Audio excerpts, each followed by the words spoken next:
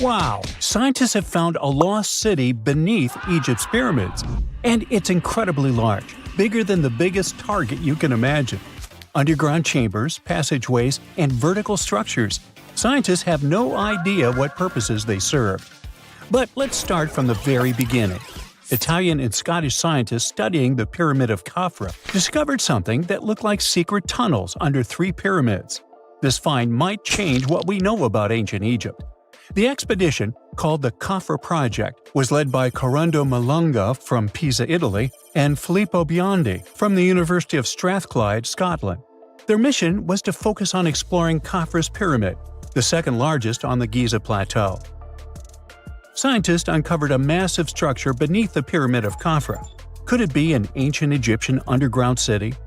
The experts analyzed the data they had and came to the conclusion that 8 large vertical structures could be hiding beneath, possibly wells or shafts. They extend a staggering 6,500 feet across. Imagine placing 2.5 Burj Khalifas on the ground, one after another, and you get the sheer size of this find. These shafts also plunge nearly 2,000 feet underground.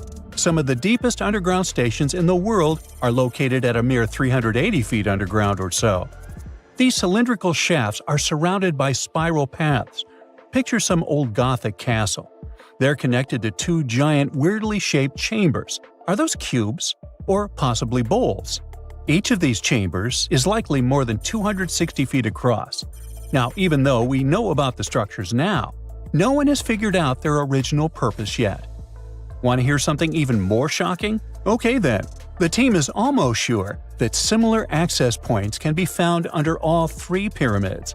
In other words, all of them might be linked by a hidden system of underground tunnels, chambers, and passages.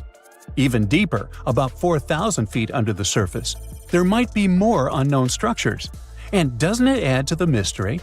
But the coolest news is that, according to some team members, these hidden structures near Giza pyramids could align with the legendary Halls of Amenti. In ancient Egyptian mythology, it's a place where people are believed to arrive when they're close to the end of their days. There, they are said to take a 3-day-long trial, facing their biggest fears. Now, how did scientists even discover these hidden spaces? To uncover them, researchers used 2 satellites positioned 420 miles above Earth. They sent radar signals to the Giza Plateau, and these signals generated detailed images, which were later compiled into a 3D model of the underground layout, including the newly detected shafts. Then, using synthetic aperture radar or SAR technology, which is a type of radar that can penetrate through stone, the team also spotted 5 small room-like structures hidden deep within the pyramid. One of these chambers contained a sarcophagus, which was once thought to be the tomb of Pharaoh Khafra. But now, scientists believe this was a mistake. The true burial site is likely to be elsewhere. In any case, these 5 hidden rooms were completely unknown before the scans.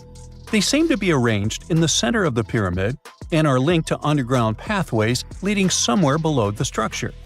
There's an opinion that these tunnels could lead to more hidden chambers and wells.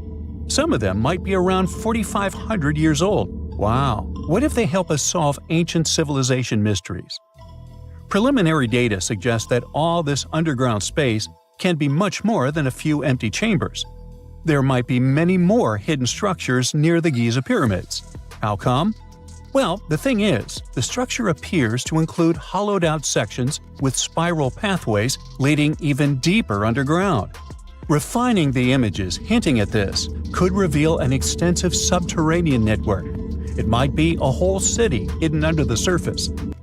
Now, despite the excitement surrounding these findings, there are also a lot of people who don't believe in the existence of the underground city. They're skeptical about the archaeological discovery in Egypt due to the lack of peer-reviewed verification. That's why several archaeologists and radar experts have challenged the validity of the claims. They've explained that the technology used to make the discovery may not be advanced enough to produce such detailed underground imagery. According to them, the 5 smaller chambers found near the surface could be natural formations, since the area had had sacred significance long before the construction of the pyramids. Some experts have even dismissed the use of radar methods in this context altogether. They call these methods scientifically unproven and question their accuracy. The discovery has also reignited discussions about ancient Egyptian myths and the possibility of hidden texts lying somewhere beneath the Giza pyramids. The layout of the newly detected underground chambers shares similarities with mythological accounts of the Hall of Records, a rumored chamber that could preserve early Egyptian wisdom. If confirmed, these findings could significantly reshape the understanding of Egypt's sacred topography. Plus, this lost city beneath Egypt's pyramid could become physical evidence of previously unknown underground structures. That's why the Khafra project is super eager to begin excavating to confirm their findings. But getting approval from Egyptian authorities is a challenging process. The discoveries still need to undergo peer review before they are accepted by the academic community. By the way, this recent archaeological discovery in Egypt comes on the heels of another discovery involving a weird structure beneath the Royal Giza Cemetery, which researchers believe is unnatural in origin.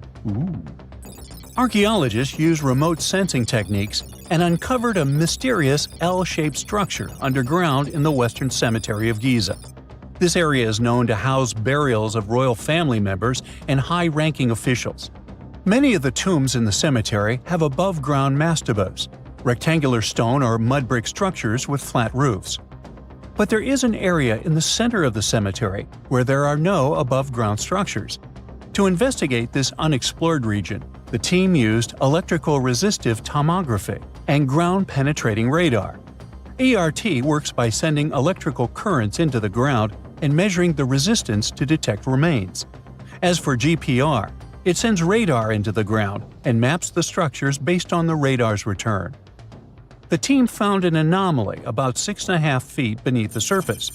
It appeared to be an L-shaped structure measuring at least 33 feet in length.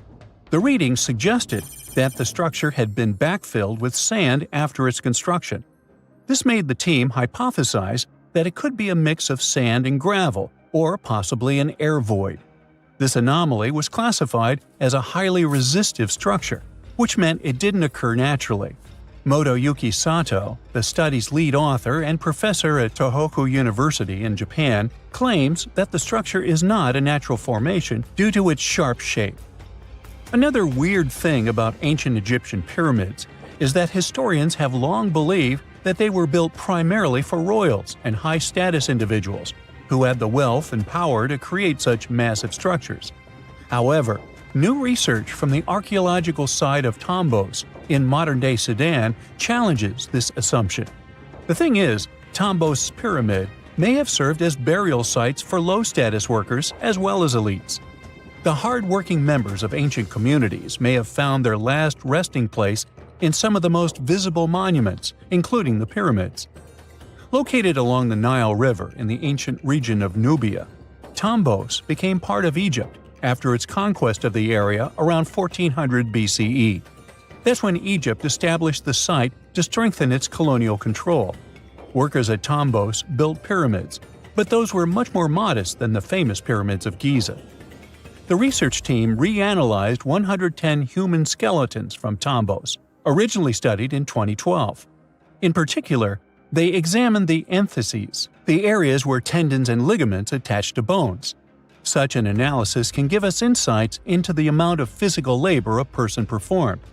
When someone does hard labor, their bones often develop distinct crests and ridges at these attachment points due to the stress on the tendons and ligaments. And while some skeletons showed little change in their entheses, suggesting they belonged to individuals from the upper classes, others showed more serious changes. It means they belong to lower-class workers. This finding can totally challenge our earlier understanding of pyramid burials, especially the idea that only elites were buried in the pyramids, because the pyramids themselves were designed for the elite. This recent research may prove that lower-class workers may have found their final resting place in these monumental structures too. X-rays are a type of invisible radiation that can pass through our bodies and objects. They're very important in the field of medicine because they allow doctors to see inside our bodies without having to perform surgery. Now, let's dive into how X-rays work.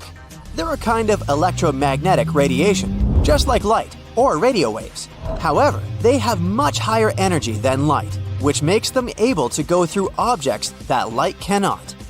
Imagine you have a powerful flashlight. If you try to shine it through a wall, the light won't go through because the wall is too thick. But these rays have enough energy to go through walls and even our bodies. The discovery of X-rays happened by accident in the late 19th century. A scientist was experimenting with cathode rays, which are a type of radiation. He was working in his lab and noticed that a nearby fluorescent screen started to glow, even though it was not directly exposed to the cathode rays. He realized that something invisible was causing the fluorescence, and he named it X-ray, because X is the mathematical symbol for something unknown. He continued experimenting with such rays and discovered that they could pass through many objects, like flesh and bones, but not through denser materials like metal. He also found that X-rays could create images on photographic plates, just like a camera takes pictures. The way this works is quite fascinating. Imagine you're standing in front of a bright light and you hold your hand in front of your face. Your hand blocks the light and you can't see through it. But if you place a sheet of tissue paper in front of your hand, some light will pass through, and you'll be able to see the outline of your hand. X-rays work in a similar way. When a doctor wants to take an X-ray of a part of your body, they will ask you to stand or lie down next to a machine. This device has a special plate that can capture the image. Let's say the doctor wants to further examine your arm. They will place the X-ray plate on one side of your arm and the machine on the other side. Then, the machine will produce a controlled burst of X-rays that pass through your arm. Remember how we talked about the tissue paper allowing some light to pass through? Well, in this case, some of those X-rays will go through your arm, while others will be absorbed or blocked by the denser parts of your body, like bones. The plate captures the X-rays that pass through your arm, and it creates an image. This image shows the bones and other structures inside your body, allowing the doctor to see if there are any problems or injuries. Now, you might be wondering why X-rays can pass through some things but not others. It has to do with the density and composition of the objects. Denser materials like bones absorb more X-rays, so they appear white in the image. So when you look at the result, you'll see your bones as white shapes. Other tissues like muscles and organs are less dense and allow some of those rays to pass through, so they appear as gray shadows. What if I told you there's a whole new way you can peek inside objects, but without using X-rays? I'm not talking about magic powers. Take a comfortable seat while I explain what mugography is. This fascinating scientific technique allows us to see inside objects and even beneath the Earth's surface using a special type of particle called a muon.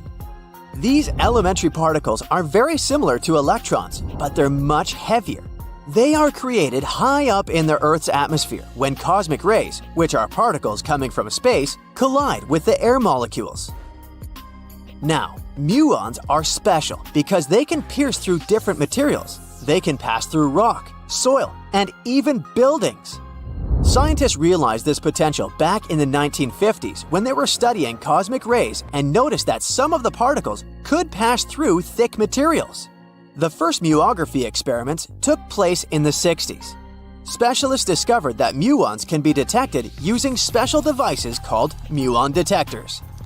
These detectors are usually placed underground or in specially designed laboratories to shield them from other particles and background radiation.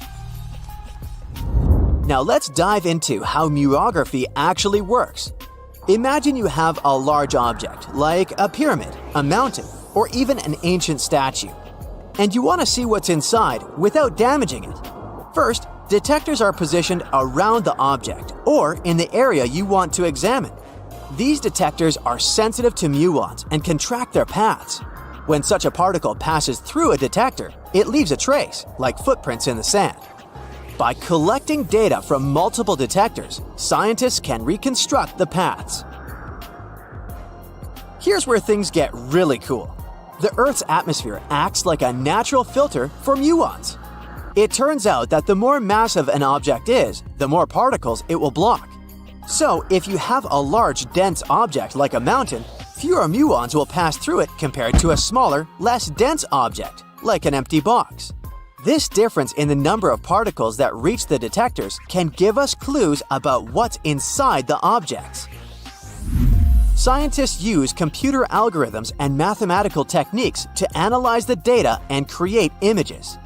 These images represent the density distribution of the object being studied. It's like creating a map that shows where the densest areas are and where there's gaps inside the object. The concept of muography is similar to using shadows to understand the shape and size of an object. Imagine you're standing in front of a bright light and you place your hand between the light source and a wall. You'll see a shadow of your hand on the wall. Based on the shape and size of the shadow, you can get an idea of what your hand looks like, even though you can't see it directly. This technique has been used to study various objects and structures. For example, scientists have used it to explore the inside of volcanoes and pyramids, and even to investigate the structure of mountains and the Earth's crust. With the help of this amazing technique, scientists have now uncovered new information about the Great Pyramid of Giza. They discovered something that had eluded tomb raiders for centuries. They found a hidden chamber. And guess what they named it? The Big Void. Yeah, I know, not the most creative name. They even used 3 different muon detection techniques just to be super sure that it was indeed a big, mysterious void inside the grandest pyramid of them all. Once news got out about this mind-boggling discovery, Egyptian authorities couldn't resist the temptation to explore further. So, they brought in an endoscope camera to confirm the existence of this epic void. So, they inserted a camera through one of the openings underneath the entrance, and voila! It revealed a corridor. More so, the corridor had a chevron ceiling. I can't help but imagine the ancient Egyptians using it as a cool dance floor. Another team of scientists decided to take another shot at scanning this newfound void. According to them, the Great Pyramid of Giza is a pioneer in the pyramid game. It used a technique called chevron to cover internal structures and keep them from collapsing. Now, why did the ancient Egyptians build this corridor and the grand void it leads to? One theory suggests that the corridor was built to relieve pressure inside the pyramid. Another theory says that the void could be a result of the pyramid's construction process. It could have been an internal ramp used to move roof blocks into position, and then it was left there or filled loosely with rubble. According to other enthusiastic explorers, there might be another burial chamber waiting to be discovered. They believe that the pyramids were built with a dash of randomness in the construction process.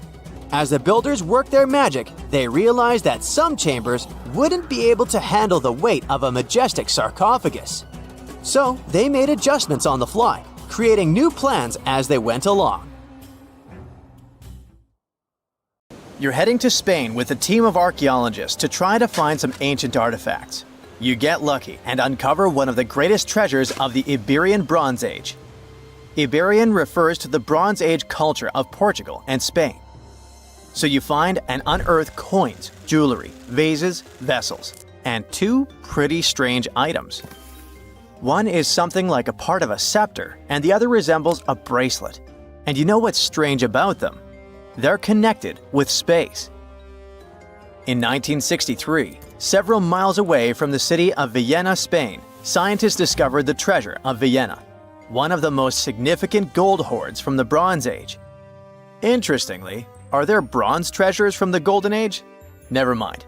All the gold found dates back to sometime between 1500 and 1200 BCE, except for that scepter and bracelet.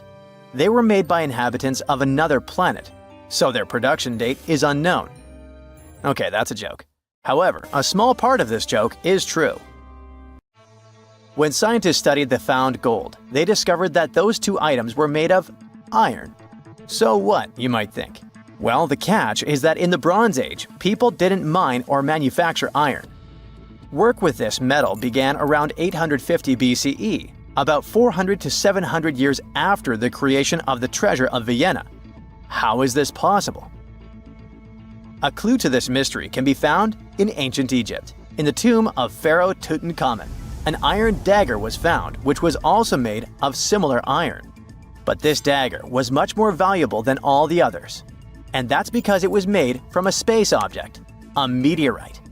Yeah, that bracelet and scepter were also made of meteoritic iron. Its difference from Earth metal is that cosmic iron has a high nickel content, so it all makes sense. People from the Bronze Age couldn't mine iron from the deep bowels of our planet, but nothing prevented them from collecting iron falling from the sky. Just imagine how cool it is to have jewelry or a dagger made of material that has traveled millions of years through the vast expanses of space. Perhaps it even contains particles of an ancient extinct star. Today, these two artifacts from the treasure of Vienna are the oldest recorded items in the Iberian Peninsula made of meteoritic iron. Now, with everything in its place, you can turn your attention to all the wealth of the treasure of Vienna. It contains 66 items: bowls, bracelets, bottles, gold jewelry, 3 silver bottles, and an amber gold button. 22 pounds of ancient gold. People hid it, and only after 3,000 years we were able to discover it. This archaeologist's dream can be found in the Vienna Museum, where exhibits from different time periods are presented, from prehistoric times like 50,000 years ago to the present day. Items from the Iberian period, from the Roman period, from the Arab civilization. You can find not only jewelry and coins, but there are also remnants of columns, ceramics, and other architectural artifacts. The collection is considered one of the most important prehistoric treasures of Europe. And the coolest thing is that you can see it all with your own eyes for just €2, which is about $2. Go to Vienna, find the museum, and enjoy. Hey buddy, I heard you have a metal detector. Could you help me find a hammer I left somewhere in the field? Your old farmer friend asks. You take a metal detector and go searching, but instead of a hammer, you find hundreds, even thousands of silver coins worth $2 million. You're so happy that the farmer lost that hammer, and now you're rich. Stop! Considering that this land belongs to the farmer, would you tell him about the find or take it with you? In reality, neither of these options happened. In 1992, Eric Laws was helping a farmer search for a lost hammer in a field near Hoxney, Suffolk, England. The metal detector stumbled upon a hidden treasure, a huge one. There were silver spoons, gold jewelry, more than 500 gold coins, and about 14,000 silver ones. Eric Laws accidentally discovered the largest collection of gold and silver from the late Roman period in Britain. Unfortunately, or perhaps fortunately, he and the farmer didn't receive the treasure. It's now in the British Museum. Let's move away from the farmer's field to somewhere on the Mediterranean coast. Imagine you're a scuba diver. There was a strong storm yesterday, but now with the water calm, you dive in and discover the seabed covered with gold dinars. This story happened in 2015. The coins which the storm brought to the shore might have been minted even before the First Crusade that started in 1096. This collection is one of the most impressive archaeological finds in the world. All these treasures surely can make the heads of those who find them spin, but they end up in a museum. And that's a good thing, because such wealth can drive a person crazy. A metal detector and a diving suit helped people discover ancient treasures. What's next? How about a dog?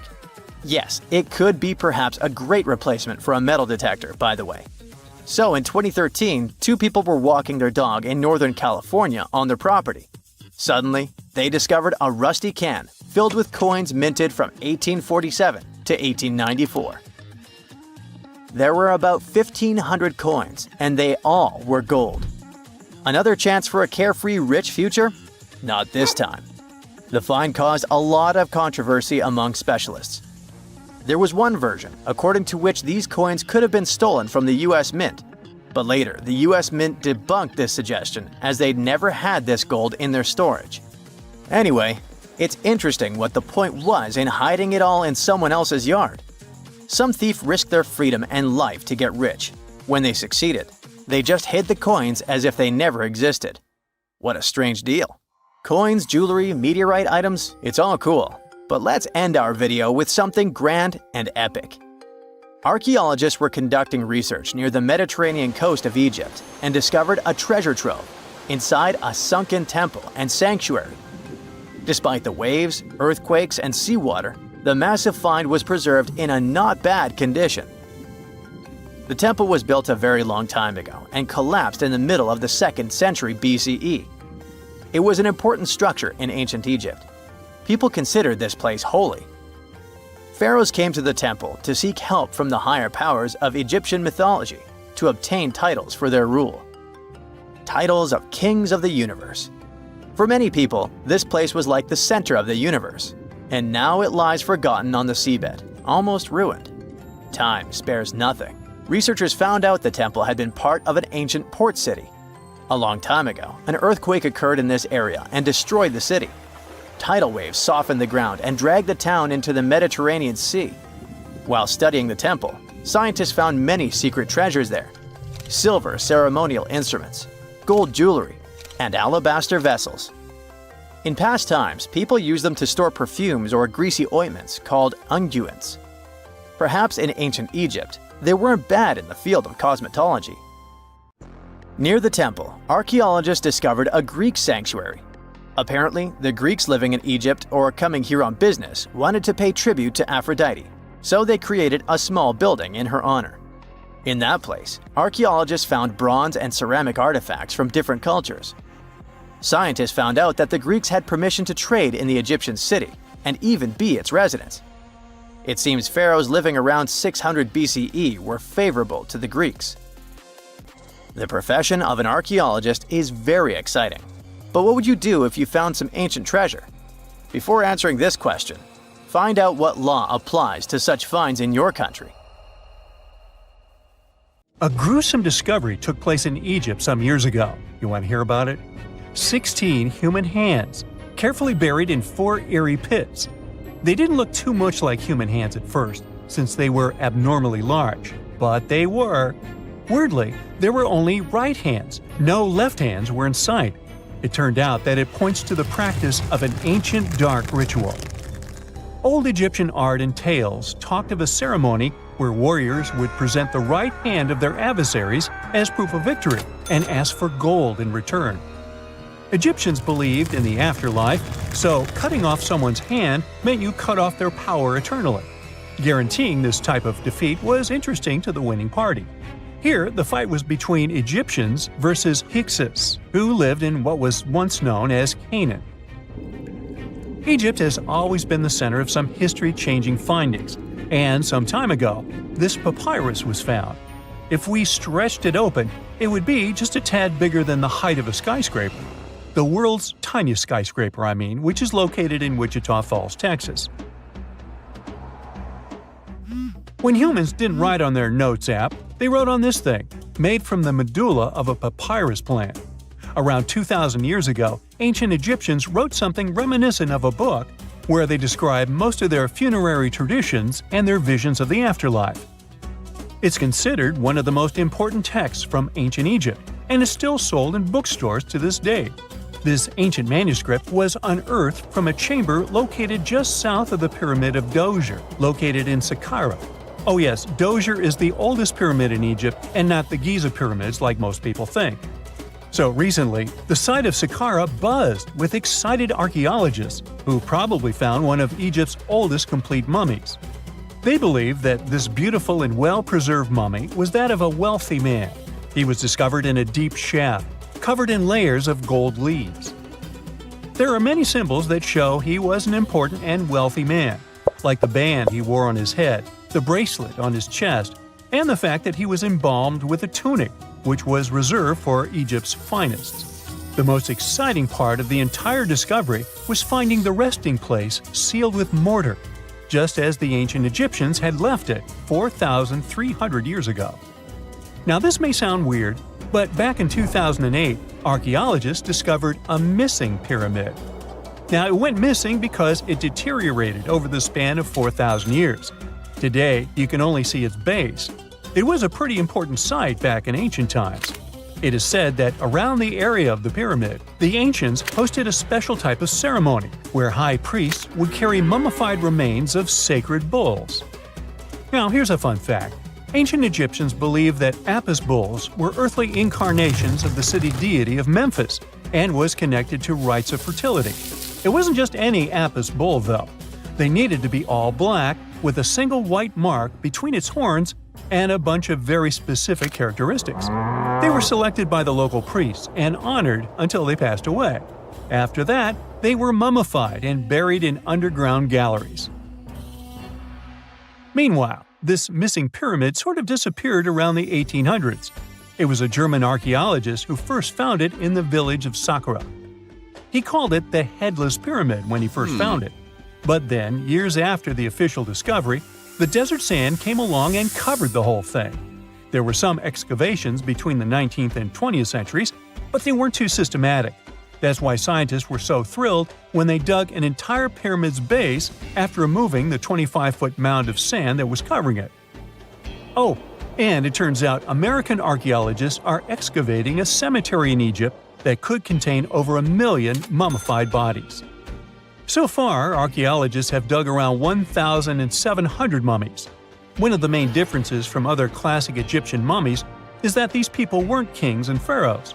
They were commoners that most likely lived about 1,500 years ago, when Egypt was controlled by the Roman and Byzantine empires. The name of the cemetery is cool, though, the Way of the Water Buffalo, just in case you want to check it out on your next trip. Other than bulls and buffaloes, ancient Egyptians also liked baboons. Are you seeing a pattern here? In the beginning of the 20th century, archaeologists discovered a site filled with mummified baboons in a place called, guess what? The Valley of Monkeys.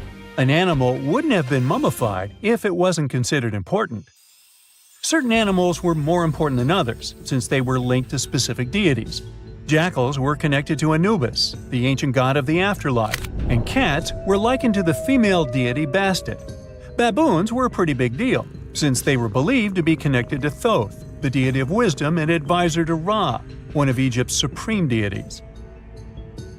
The archaeologists who studied these animals weren't too happy. They think these baboons were kept inside and were deprived of sunlight for most of their lives. They had extreme vitamin D deficiencies and they were poorly fed. Maybe Thoth got angry with these baboon keepers. Just a guess. Since there's never a boring day for archaeologists in Egypt, they also found human mummies with golden tongues. Since Egyptians were all about the afterlife, they believed that golden tongues might help a person speak once they pass to the other side. I mean, it's a long shot, but hey, why not? Some of these mummies were placed in wooden coffins with goods, such as necklaces, pottery, golden artifacts in the shape of lotus flowers and scarab beetles, and iPhones. Just kidding. A new temple was also unearthed recently in Egypt. Scientists believe it was dedicated to honor Zeus Cassios. That deity would be a cross between Zeus, the almighty Greek deity of the sky, and Mount Cassios. While digging around the Sinai Peninsula in Egypt, archaeologists spotted 2 pink granite columns poking out of the ground, and bingo. They believe these columns represented the temple's front gate and collapsed during an earthquake many years ago. And speaking of deities, there weren't only super serious deities. Recently, scientists unearthed a golden ring in a city south of Cairo. No, Frodo, it's not magical. It was a normal gold ring, but it had the depiction of the deity of fun, officially named Bes. This deity is often described in sacred texts as a happy chubby dwarf. Today, many tattoos we get are sorta deprived of any sense and are made of aesthetic purposes only. In ancient Egypt, though, women would get tattoos as a token of protection for childbirth. That's what scientists think, at least. Around the Nile region, scientists found some mummies that had well-preserved tattoos, which is a rarity since the skin deteriorates so easily. 2 of these women tattooed their lower backs, and the drawings were simple. They were mostly pictures, including that same chubby dwarf we just talked about, Bes. He also had a side hustle as the protector of women during childbirth. Now, would you believe me if I told you ancient Egyptians invented robots? No? Well, that's because that's not entirely true. Sure, they were astronomers, mathematicians, and engineers, and somehow they also squeezed an eccentric invention into that package – an automated deity some scientists called Hathor. This wooden statue had been in the Metropolitan Museum of Art for years before someone noticed its secret. With the help of an X-ray machine, specialists discovered a mechanical operating system inside it. The pulley-like axis goes from the statue's shoulder to her left leg. When the system rotates, the statue raises and lowers her hand. Hey, pick me! Pick me! I got my hand up here. Okay, what if I tell you that the extraterrestrials we all imagine as little green men may actually look like very normal Earthlings and chill in Europe? This is the Iberian Peninsula, and people living there are under suspicion. Ooh. Here's the reason. Somehow, parts of the most important artifacts that the Iberian civilization called Treasure of Volena are made of metal that simply can't be found on Earth, because it's metal from a meteorite. Now let's tackle this step by step. This is the artifact itself, and it's composed of 59 different objects. Bowls, bottles, and bracelets. Is there a pattern there with all those bees? In total, the find weighs around 20 pounds, of which 18 pounds are 23.5 karat gold. Now, if you're not a metal specialist, I'll clarify it for you right away. For comparison, 23 karat gold is 95.8% pure gold, so 23.5 karat is even purer. The remaining percentage goes to other metals to help add strength and durability to the precious alloy. There was also silver, iron, and amber in that set. The artifact could have been pretty straightforward, but for these two, let's call them imposters. Look at this wrought iron bracelet and this hollow hemisphere. Can you see that? Those rusty lines on the hemisphere and the overall weird color of the bracelet do stand out, since everything else is made of purest gold. This all started back in 1963, when a researcher noticed a dark leaden metal among the shiny bowls and bottles. The metal was shiny in some areas and covered with a ferrous-looking oxide that was mostly cracked. Now, just so you understand, gold does not usually act this way. Gold is one of the least reactive of all metals, so it won't even tarnish, let alone rust. To figure out where this suspicious iron came from, researchers turned to mass spectrometry, which checks out the mass-to-charge ratio of molecules. Their findings showed that the nickel in the iron is similar to that found in meteoritic iron. Simply put, the bracelet and the hemisphere are of extraterrestrial origin. Ooh. Now, the exact age of the trove is hard to determine, yet it's crucial. We need to know the exact age to see if it coincides with the start of the Iron Age in the Iberian Peninsula. If it does, then no further questions here. But if it doesn't, well, it's, at the very least, weird, if not suspicious. So there's this three-age system. It comprises the Stone Age, then the Bronze Age, and then the Iron Age. The Stone Age is of no importance here, so let's compare the Bronze and the Iron Ages. The Bronze Age began when it was realized that combining copper and tin produced a material that was more durable than either metal alone. This era was all about major upgrades in tools and weapons, but two standout inventions were writing systems and the wheel. Then came the Iron Age.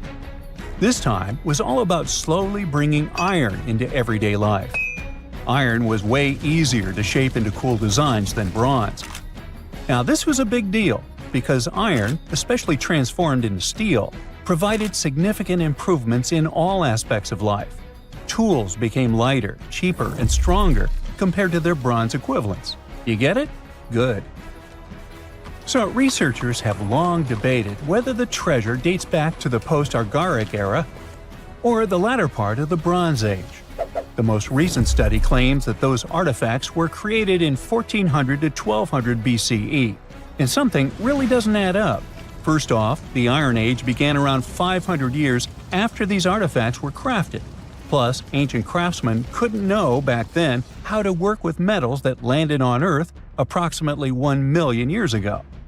And while the dates are really hard to explain, there is a logical explanation for the craftsmanship. The theory here is that those metal workers simply had access to the fallen meteorite, and thus they could study it well and discover its properties before using it for decorative purposes. They could have figured it out through trial and error, and once they knew exactly how to work with this extraterrestrial metal, they proceeded to adorn the artifacts with it. Plus, there were the Phoenicians, who contributed to their craftsmanship. Now, it's true that the Iberian people have been processing metal and making pottery long before the Phoenicians settled on the peninsula. But the arrival of new metalworking techniques and the introduction of the potter's wheel enabled them to produce better quality goods much faster than before. So, we figured out the extraterrestrial origins of the Iberian artifacts. But guess what? This area is still under suspicion. The reason for that is the language they spoke. You see, for most modern languages people use today, there will always be some proto-language. Say for Italian, Spanish, and French, it's Latin, hence their similarities. But wait, Iberian was largely spoken where modern Spain is, so why isn't Spanish similar to it? Well, the truth is, no language today is similar to the Iberian. Maybe only the Basque language, but it's because of some similarities found in their numerical systems. Basque is classified as a language isolate, or simply unrelated to any other known languages, and the only language isolate in Europe. The Iberian language is unclassified. While the scripts written in it have been deciphered to various extents, the language itself remains largely unknown. And look at the alphabet the Iberians had. Looks like it doesn't really belong to our planet. But hold up, this one might be a bit of a stretch. When the Phoenicians came to the peninsula, they brought along their alphabet to the Iberians. But honestly, the Iberians probably weren't keen on just copying someone else's writing system, so they tweaked it until it looked completely different. Let's just say they took some inspiration and ran with it. While linguists can guess to some extent how most characters sounded, actually translating the language is still completely impossible. The Iberian language was non-Indo-European and faded away over 2,000 years ago. And there aren't any similar languages left to help us out. Super frustrating, right? Yeah. We got over 2,000 Iberian inscriptions from tombs, coins, potteries, lead plates, and even cave wall carvings. But aside from a handful of words, we're totally in the dark about what they mean. Now, if we could understand their language, we might have learned that they were great thinkers and all, but we can only contemplate the works of art they left. Iberian culture has a lot of amazing stuff made by talented artisans. We're talking about not just metalwork and ceramics, but also detailed sculptures, textiles, jewelry, and other personal bling. But here's the catch.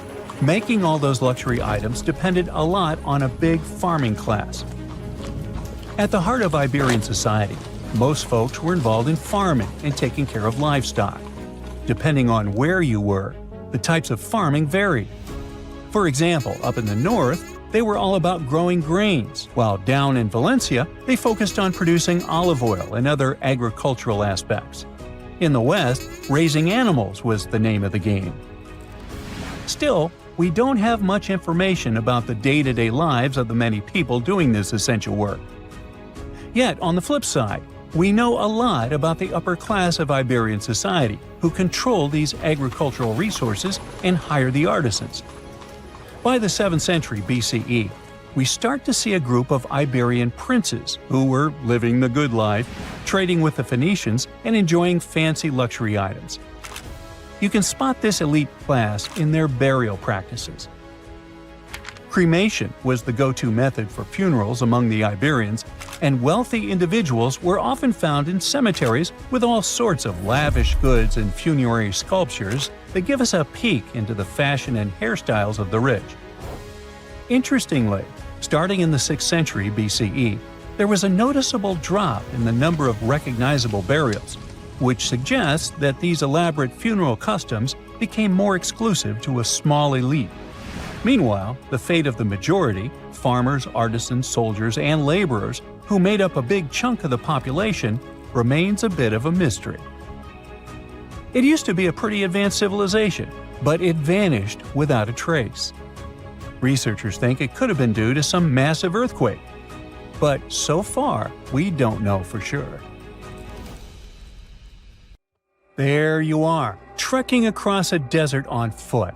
It's hot, you're terribly thirsty, and now you gotta walk around this stupid wall. Wait, a wall in the middle of a sandy, lifeless nowhere? Exactly, a wall in the northern Saudi desert. Archaeologists have just made a super exciting discovery, and what they found was not just a single wall. No, it was a whole ancient walled city that might date back to 2400 BCE. They think this place was home to around 500 people and could have been used for 1,000 years. This discovery is groundbreaking. It means that the area could have been way more advanced than anyone expected.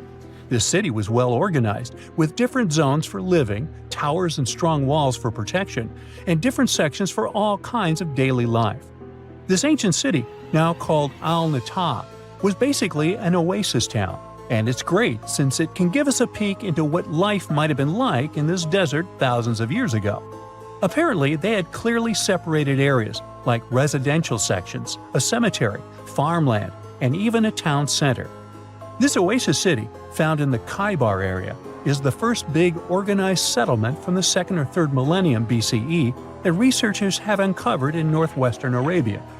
The first surveys show that this town, which covered about 6 acres, had several districts, including the residential area, the cemetery, and the legal one, with courts. The houses were set up in neat rows, all connected by small roads. Those streets kept the residential area separate from the rest of the town. Back then, most people in this region were nomadic herders, always moving around. But archaeologists have been sure that during the Bronze Age, northwest Arabia had small walled towns and oasis centers scattered across it. These connected oasis towns were unique, offering secure places for people to live, store goods, and trade.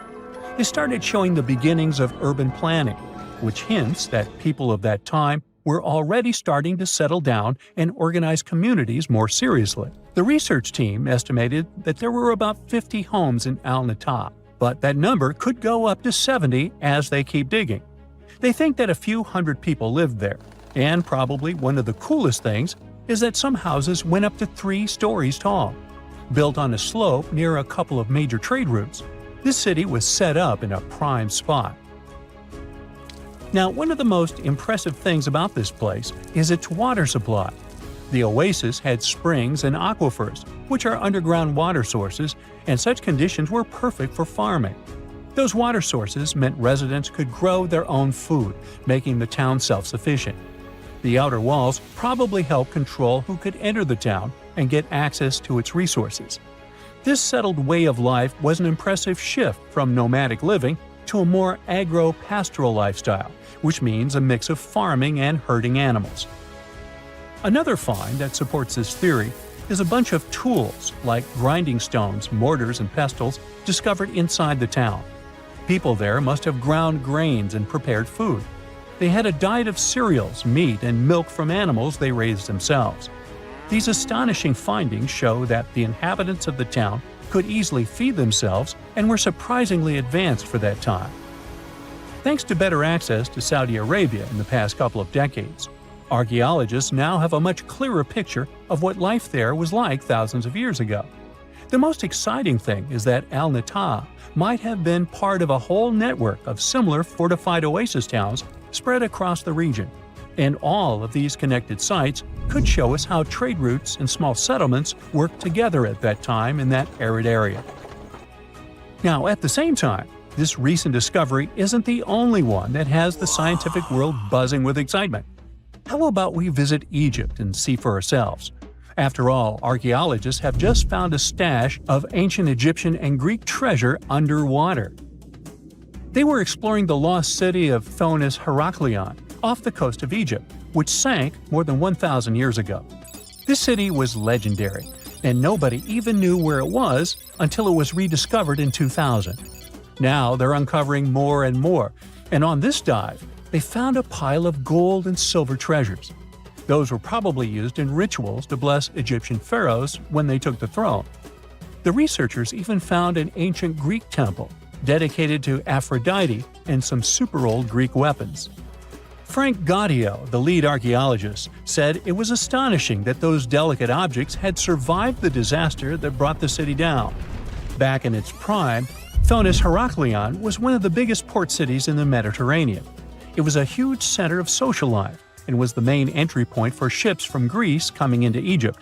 But tragically, due to rising waters, earthquakes, and a catastrophic tidal wave, the soil underneath the city literally turned into mush, and then the entire city sank into the Mediterranean. It was forgotten until Gaudio's team found it in 2000. Since then, they've been uncovering new parts of the city and piecing together its history little by little.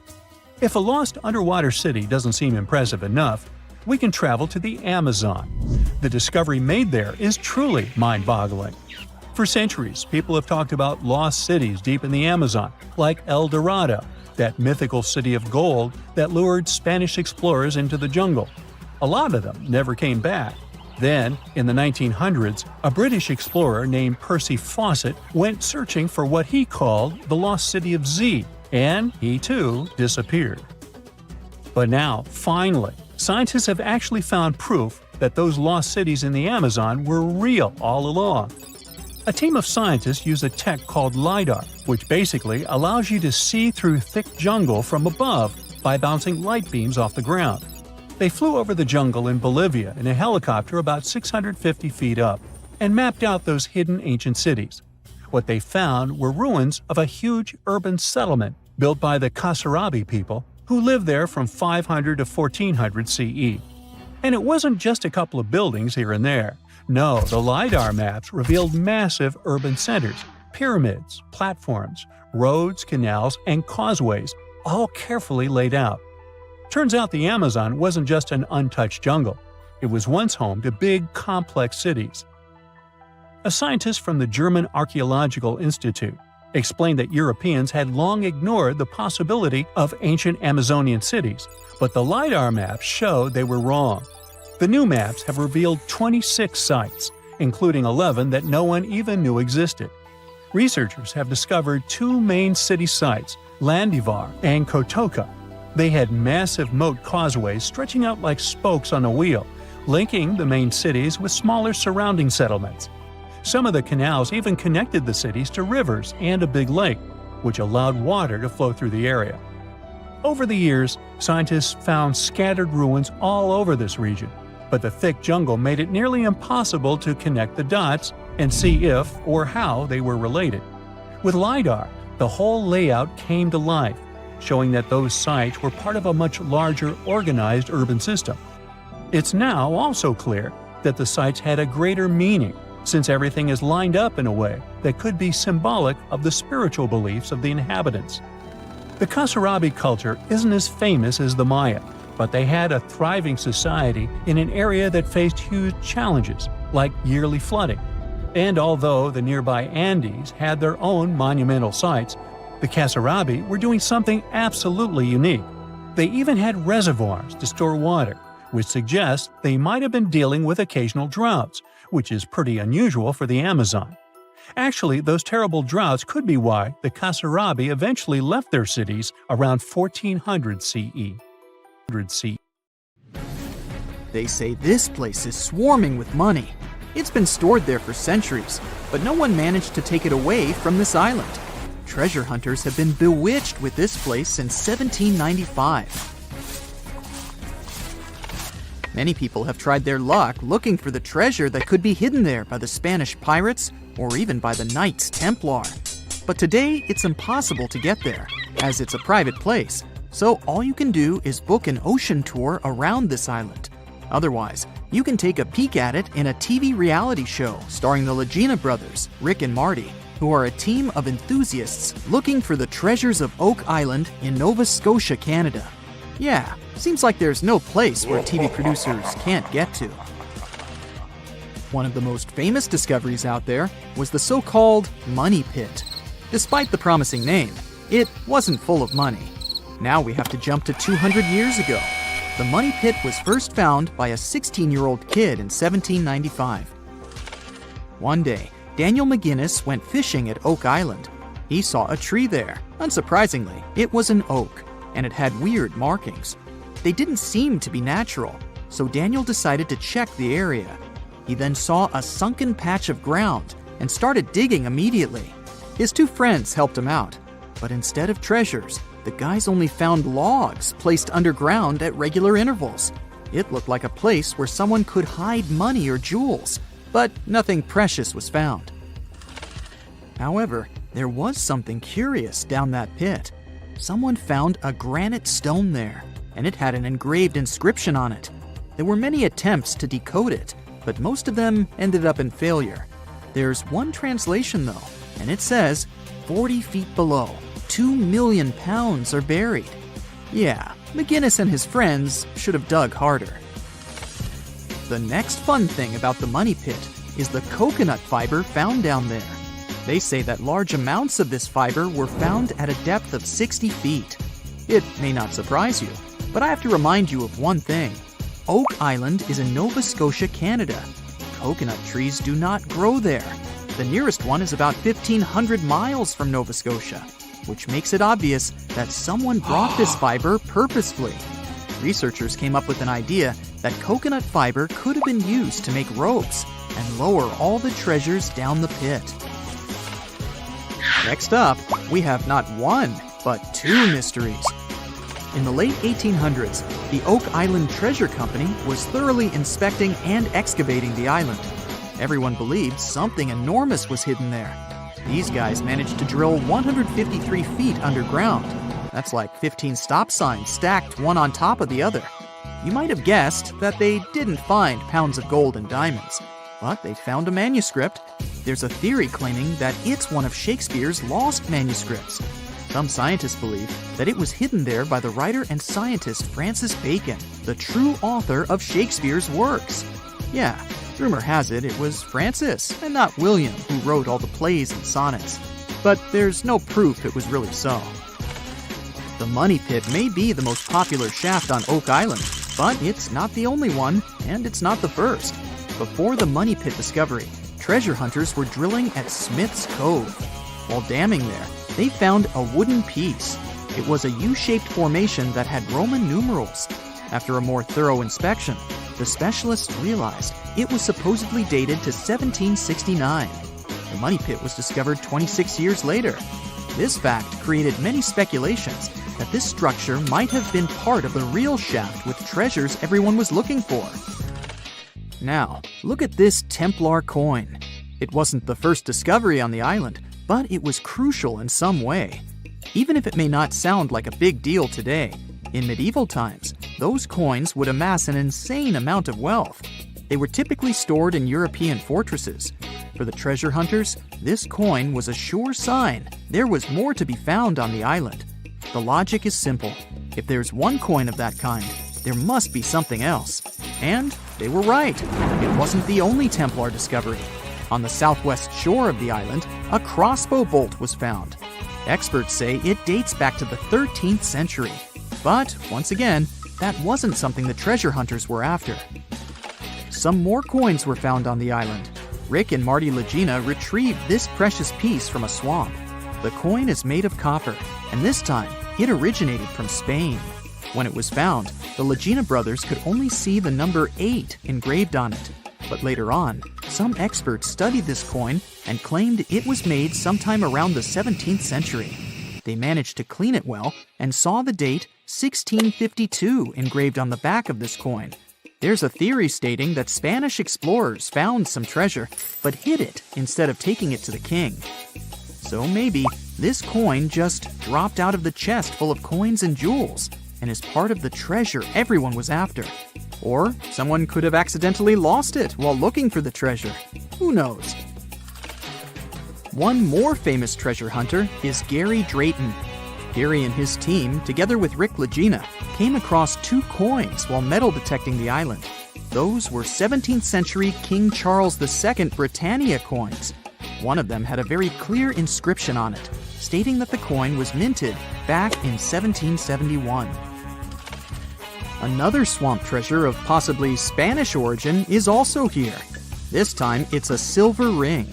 A specialist studied it closely and reported that it had been repaired twice. The ring was once made bigger, and it was also made smaller ones. It's decorated with a floral design, which was popular in Europe in the 1730s. Among all the other curious things, Rick and Marty Lagina found a silver button at Isaac Point. The button's pretty old. It supposedly dates back to the middle of the 18th century, and the notorious money pit was discovered later. This is why it wasn't a big deal of a find. It could simply belong to some farmer peacefully raising livestock on the island.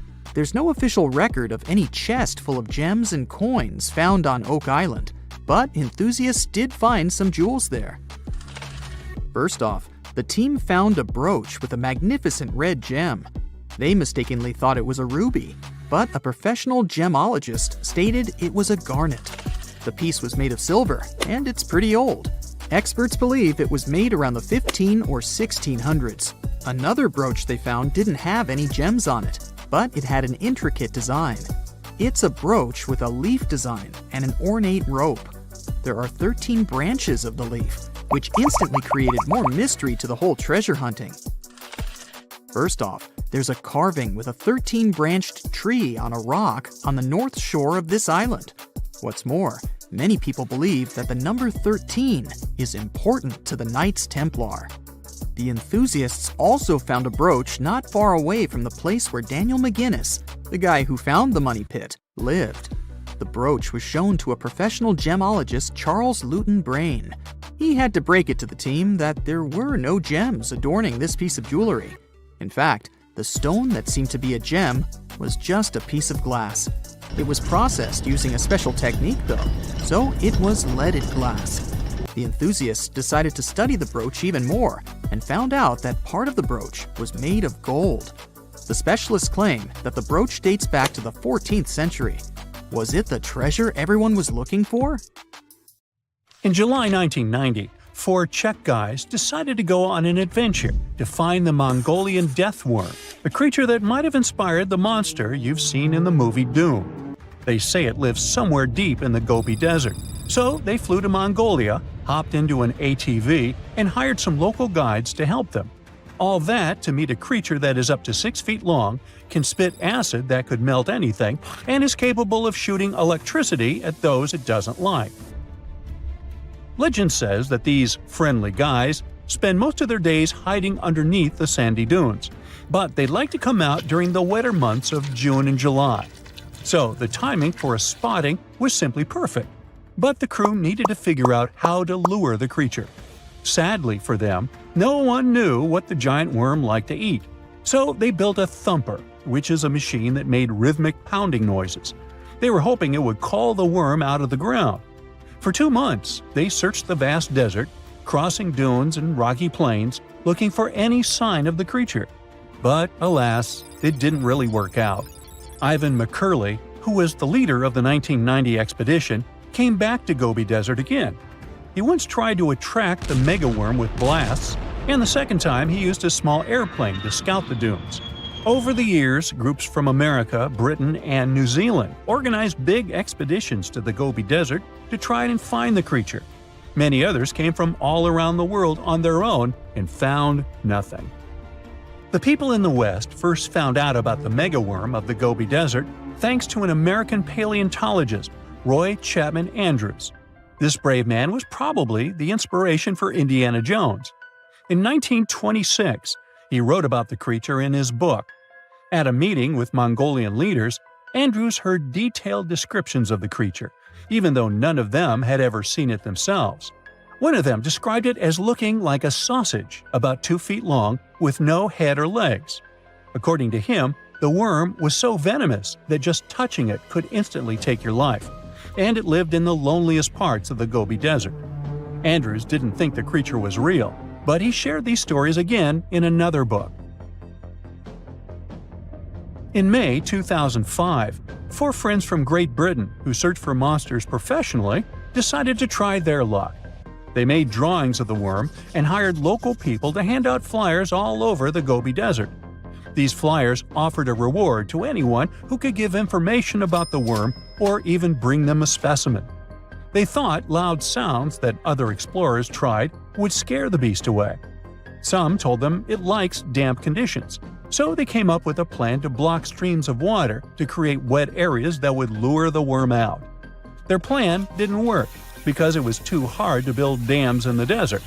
They ended up using small traps, but didn't find any actual proof that the worm existed. But they did meet locals who shared interesting stories about strange creatures they had seen over 70 years. Over the years, stories of the monster spread around the world. In some of them, it's only 1 foot long. In others, it's as large as a human. It's white-gray or scaly and brown, or maybe fleshy and bright red. Someone said it resembled a snake, or maybe a caterpillar, or maybe it has wings and can fly. And some believe it could be a supernatural evil being without a body. Maybe the stories are so different, and the search operations are so fruitless, because the creature doesn't even exist. Or it could be one of many cryptids. Those creatures like Bigfoot, Yeti, the Loch Ness Monster, their existence has yet to be proven. In 1983, one scientist who was visiting the region heard that an old man had managed to catch the mysterious worm. He also learned there was a nest nearby. The scientist bravely approached the hole in the sand and put his hand inside. A giant creature dragged him in, and he was never seen again. Just kidding. He actually found a Tartar sand boa inside. It's a chunky, burrowing, non-venomous snake that has small eyes and gray-brown scales. He showed it to the locals to verify if it was the monster, and supposedly all of them said yes. Most Mongolians who know about the worm still believe it's real. Now, even though people call our supposed monster a worm, it's just what it sounds like in the English translation. Many Mongol cultures have used this word for centuries to refer to any animals they thought to be really dangerous, especially snakes, even non-venomous ones. So, it doesn't have to be a literal worm after all. Worms are soft and squishy, but a creature living in the harsh Gobi Desert would need to be tougher, more like a snake or a type of lizard without legs. Neither of these creatures can shoot electricity or spit acid like they say the death worm does. But some snakes, like cobras, can spit venom that's dangerous for people. If it were real, the creature would have a backbone, and explorers searching for it would likely find some bones or evidence left behind. And there are actually fossil remains all over the Gobi Desert.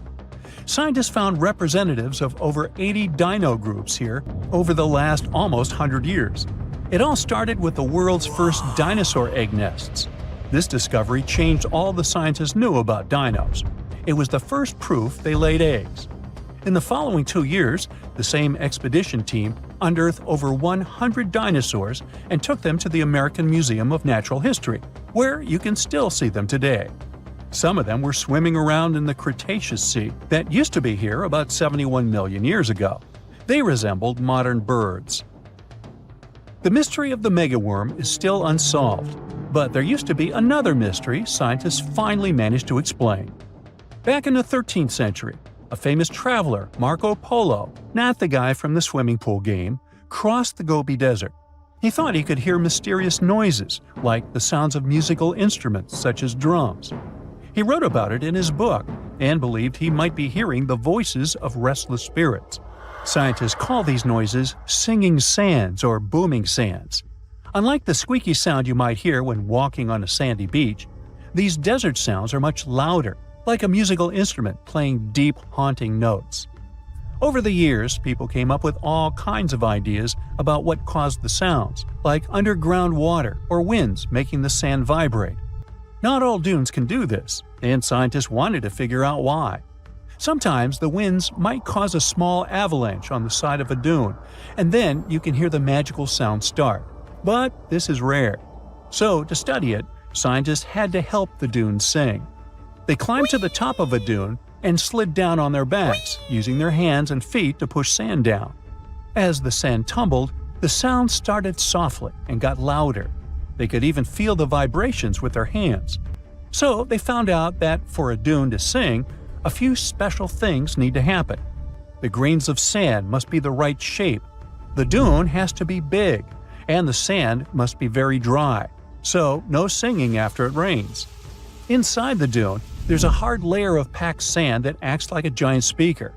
This layer bounces the sound waves back and forth, makes the noise louder and louder, and creates a haunting melody that can fill the desert air. In other words, the dunes can play tunes. Yeah, sorry, I couldn't help myself with that one.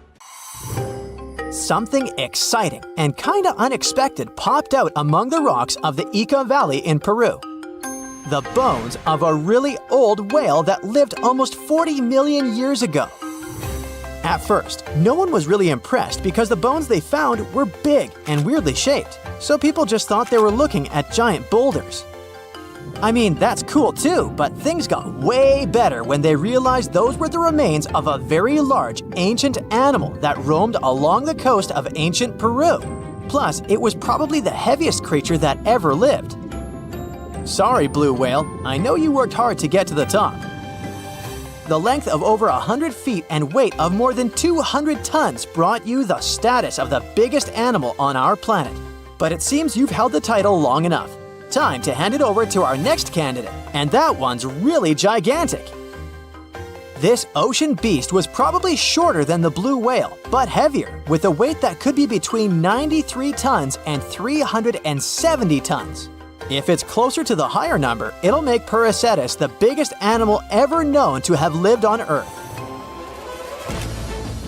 And it seems its weight was the result of having extremely thick, dense bones. You can see such bones today in manatees or some other early whales. Dense bones are a great tool for such marine mammals. This feature makes them heavy and allows them to stay submerged most of the time. But at the same time, if their body was too heavy, they would end up sinking all the time, and they would waste too much energy to move back up to the surface. So, to avoid sinking, marine mammals need to have enough lighter tissues, like muscles and fat, to help them float in the water without using too much energy. Now, scientists didn't have the whole skeleton, which makes it hard to tell how big the animal was, but they used the ratio of the heavy bones to the lighter tissues in other marine mammals to estimate the overall weight of this giant ancient whale. Experts found these fossils about 13 years ago and spent the next decade freeing the whale from the rock.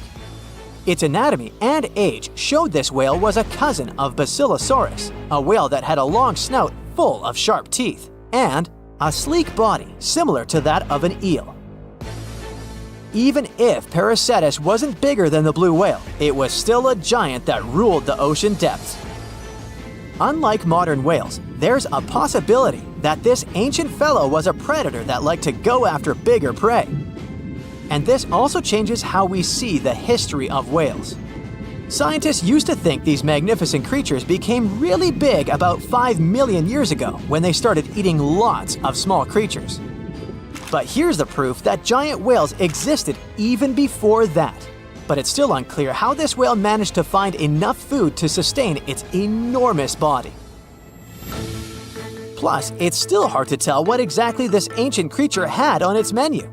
It was pretty large and not such a fast swimmer, so it's possible it searched for food in shallow waters. Then it probably ate crustaceans, clams, or some other small animals hiding in the sand. One theory says it was a scavenger, which basically means it munched on remains of everything that would come its way. It's not so unusual to find marine animals in deserts. Many of these regions used to be covered with water anyway. The Sahara in Africa is a perfect example. About 50 to 100 million years ago, this was not a dry desert, but a shallow saltwater body called the Trans-Saharan Seaway. The land is not wet there anymore, of course, but people who lived in that area knew about it because they used to find old shells across the desert. The sea was about 164 feet deep. That sounds enough for a nice swim. Some would say this area looked like modern Puerto Rico, with lots of sun and shallow water. Mangrove forests were a common thing as well as seafloors covered with mollusks, like snails and clams. The marine sediment that was left behind after the sea had dried up is full of different fossils. And the animal that lived in that ancient underwater world didn't look friendly. Plus, they were much bigger than their relatives from modern times, so a regular-sized human would end up as a snack, not even a whole meal. Normally, when animals live on small islands, they can become much bigger than their relatives from the mainland.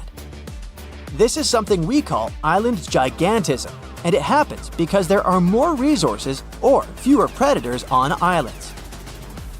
Maybe the same thing happened in the Trans-Saharan Seaway. Even though it wasn't an actual island, the water moved in and out, which created little pockets of water.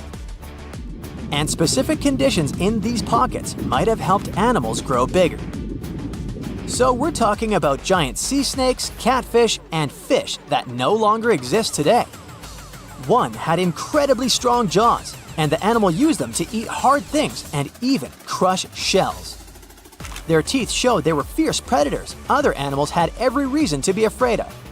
They went through some changes when it came to diet, similar to some types of piranhas.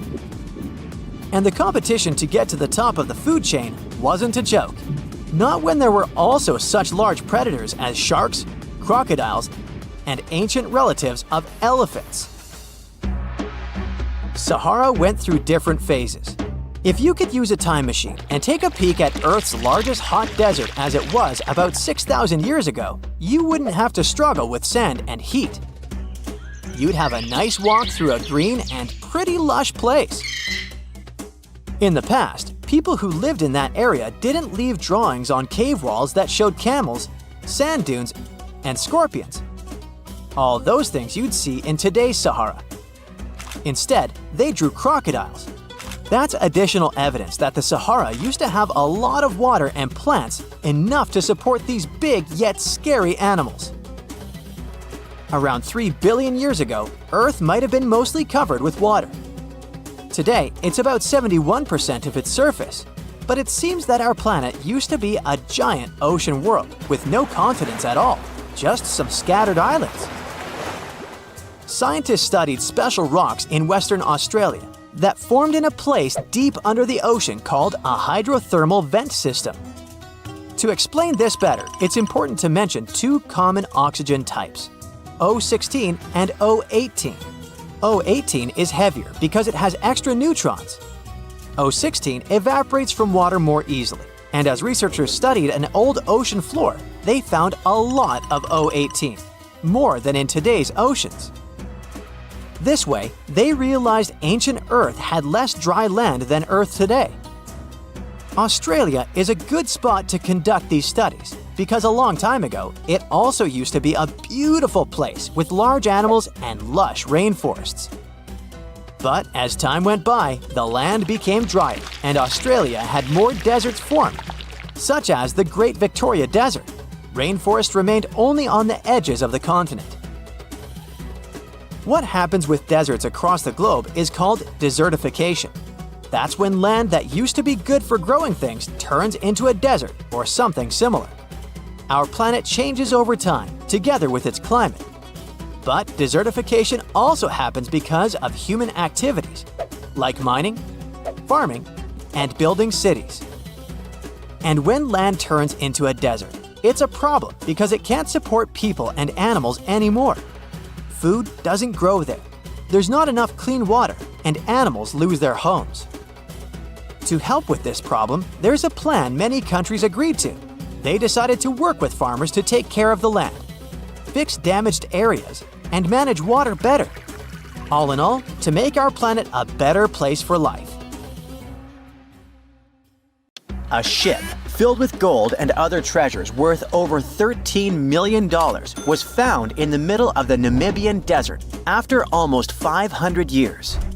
The worker who found it was actually looking for diamonds, but ended up with something way more valuable for history. There were some blocks of copper, some wood, pipes, and elephant tusks. The miners called for an archaeologist, who soon realized it wasn't a disturbed beach like they thought, but a shipwreck. All evidence showed that it was a Portuguese trading vessel, Bom Jesus, that went missing in the 16th century. Experts believe it was a special kind of ship that was bigger, stronger, and better than older ships from Portugal and Spain. These ships were built to take Portuguese explorers on long trips to distant places like India, China, and Japan, and come back with tons of cargo. The Bom Jesus was likely carrying treasures from Lisbon, Portugal to western India.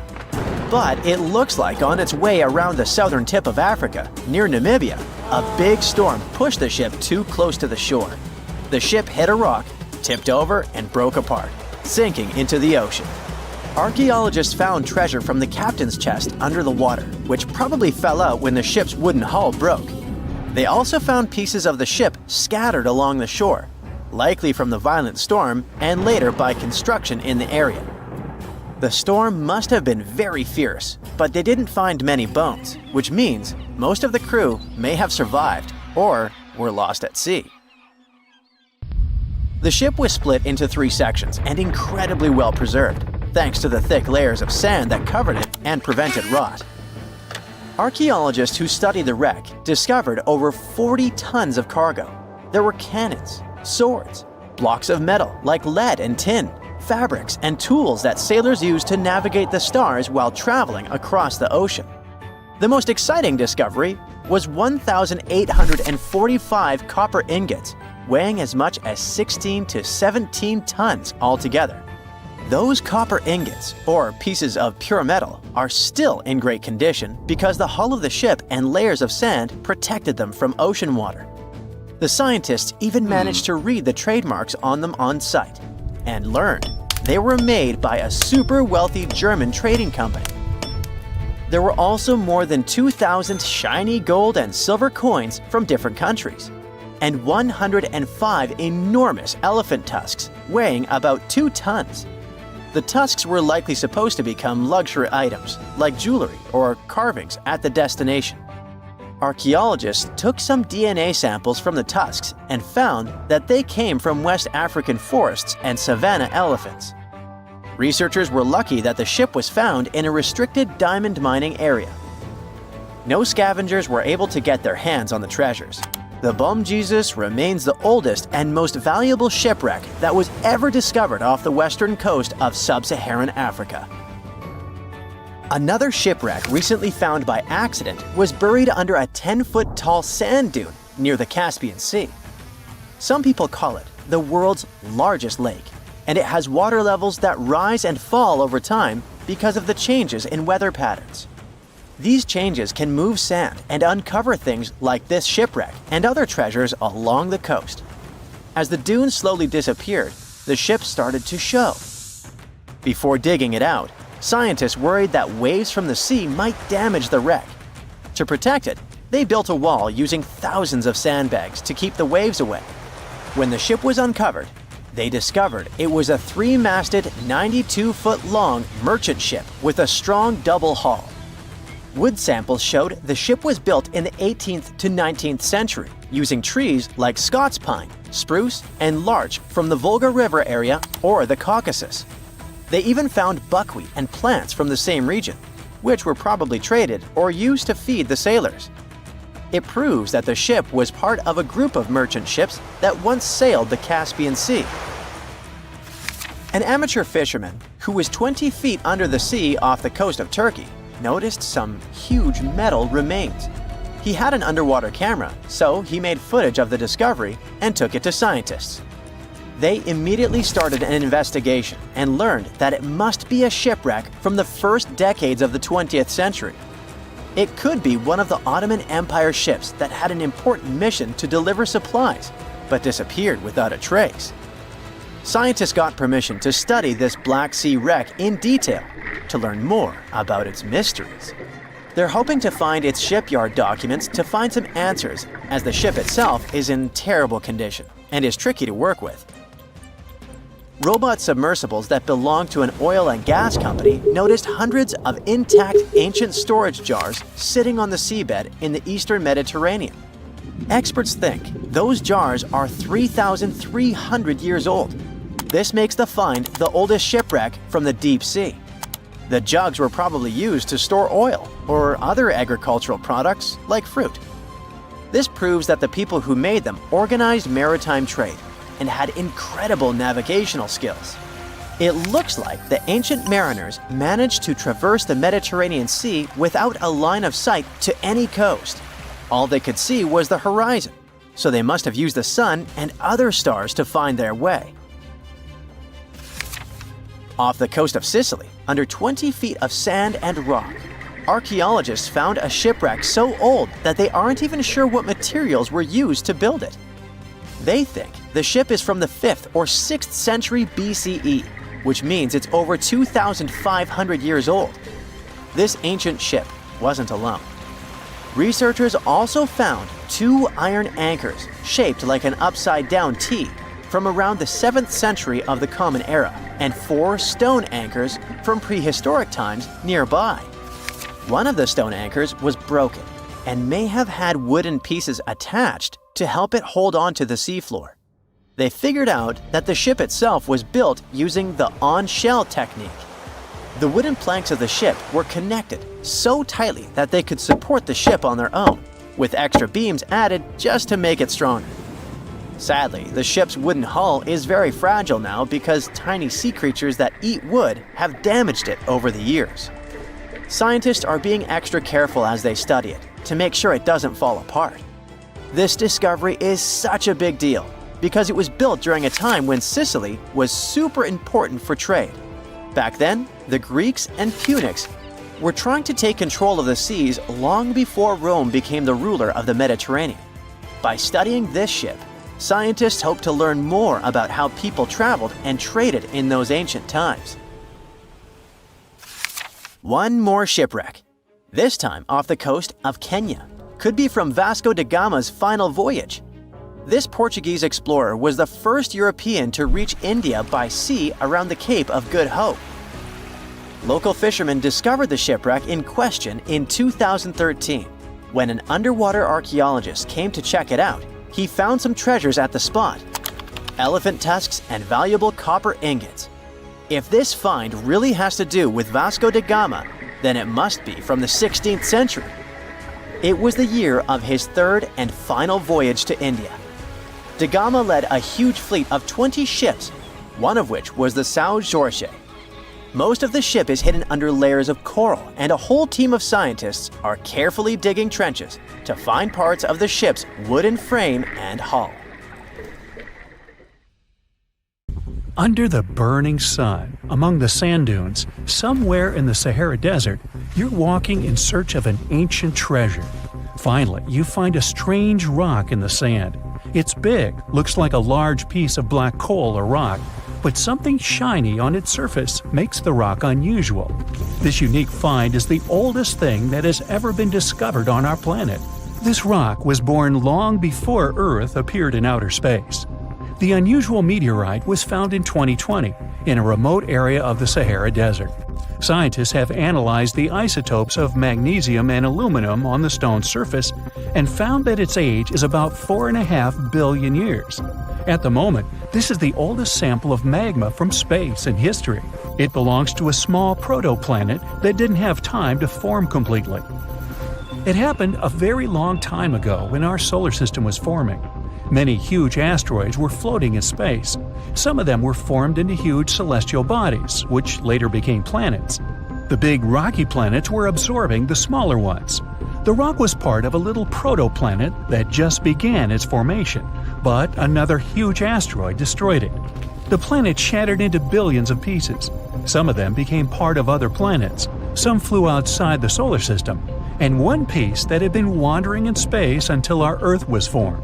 After that, it hit the planet's atmosphere and fell into the territory now known as the Sahara Desert.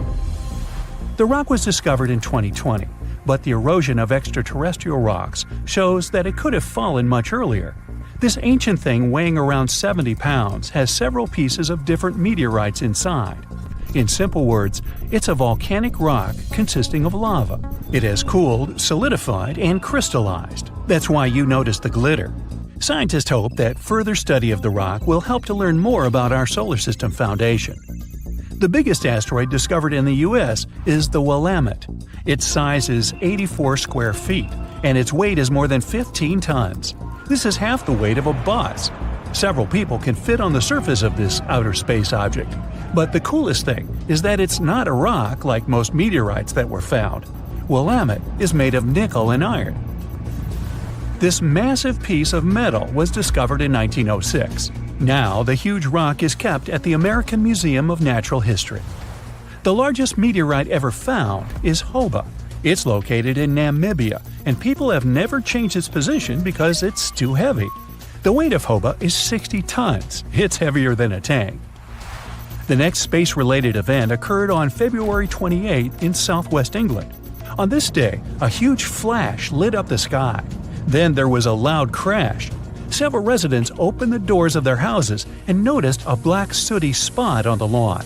They immediately guessed what had happened and reported the discovery to the British Meteorite Observation Network. If you ever find a meteorite, report it to some geological research or space center as soon as possible. The longer a space rock lies on the ground, the faster it loses its value.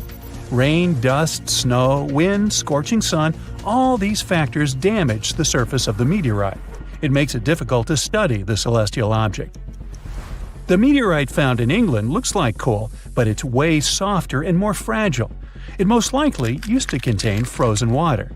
The rock is part of a huge asteroid that plowed through outer space when our solar system hadn't fully formed yet. They found a unique combination of minerals inside the rock. It can help scientists learn more about the origins of the solar system and life on Earth. Now we're heading to Germany, to the small town of Nördlingen. A huge ancient meteorite's hidden here. It's very difficult to notice it unless you know the secret of this town. You're walking along the cozy little streets and looking at the buildings with beautiful architecture. You spend the whole day there and don't find anything that reminds you of a meteorite. To solve the mystery, you need to get out of town. So you climb a high hill and see that the city is located inside a pit. For a long time, locals were sure the house was located in the crater of an extinct volcano. If you look at the houses from a certain angle, you may notice an unusual shining coming from them. In the middle of the 20th century, a group of geologists came here and immediately declared that the crater doesn't look like a volcanic one. The town was built on a huge crater left by a meteorite. The huge celestial body fell here about 15 million years ago. It was so hot that the carbon bubbles inside instantly turned into small diamonds. When people were building this city, they didn't know they were using expensive stones, since the diamonds were hardly visible. The locals never attached importance to the fact that the city walls shine unusually in the sun. Now they believe this place was built from diamonds that had fallen from the sky. Our next stop is in the UK again. This time the rocks are of an earthly origin. The famous Stonehenge. People place circles of rocks here in a certain order. Everyone knows about this archaeological monument, but no one knows the reason for its creation for certain. Another construction built out of mysterious rocks was discovered just 2 miles away. It's called Superhenge. It's bigger, heavier, and takes up more space. Each plate here is 15 feet, which is about the height of 2 floors. Once, the stone stood vertically and formed a huge semicircle. But someone pushed the stones over about 4,500 years ago. It was a college prank. No, not really. That's why they couldn't be detected for a long time. Scientists still can't solve the mystery of Superhenge, but they believe the standing vertical stones were part of some huge monument. Some other amazing rocks are located in the south of Costa Rica. There are big ones, the size of a human, and there are smaller ones, the size of bowling balls. And they all have a perfectly round shape. These giant rocky spheres were created by people. It must have taken years of polishing using stone tools to get the perfect round shape. These balls are incredibly heavy, but can easily roll like a basketball.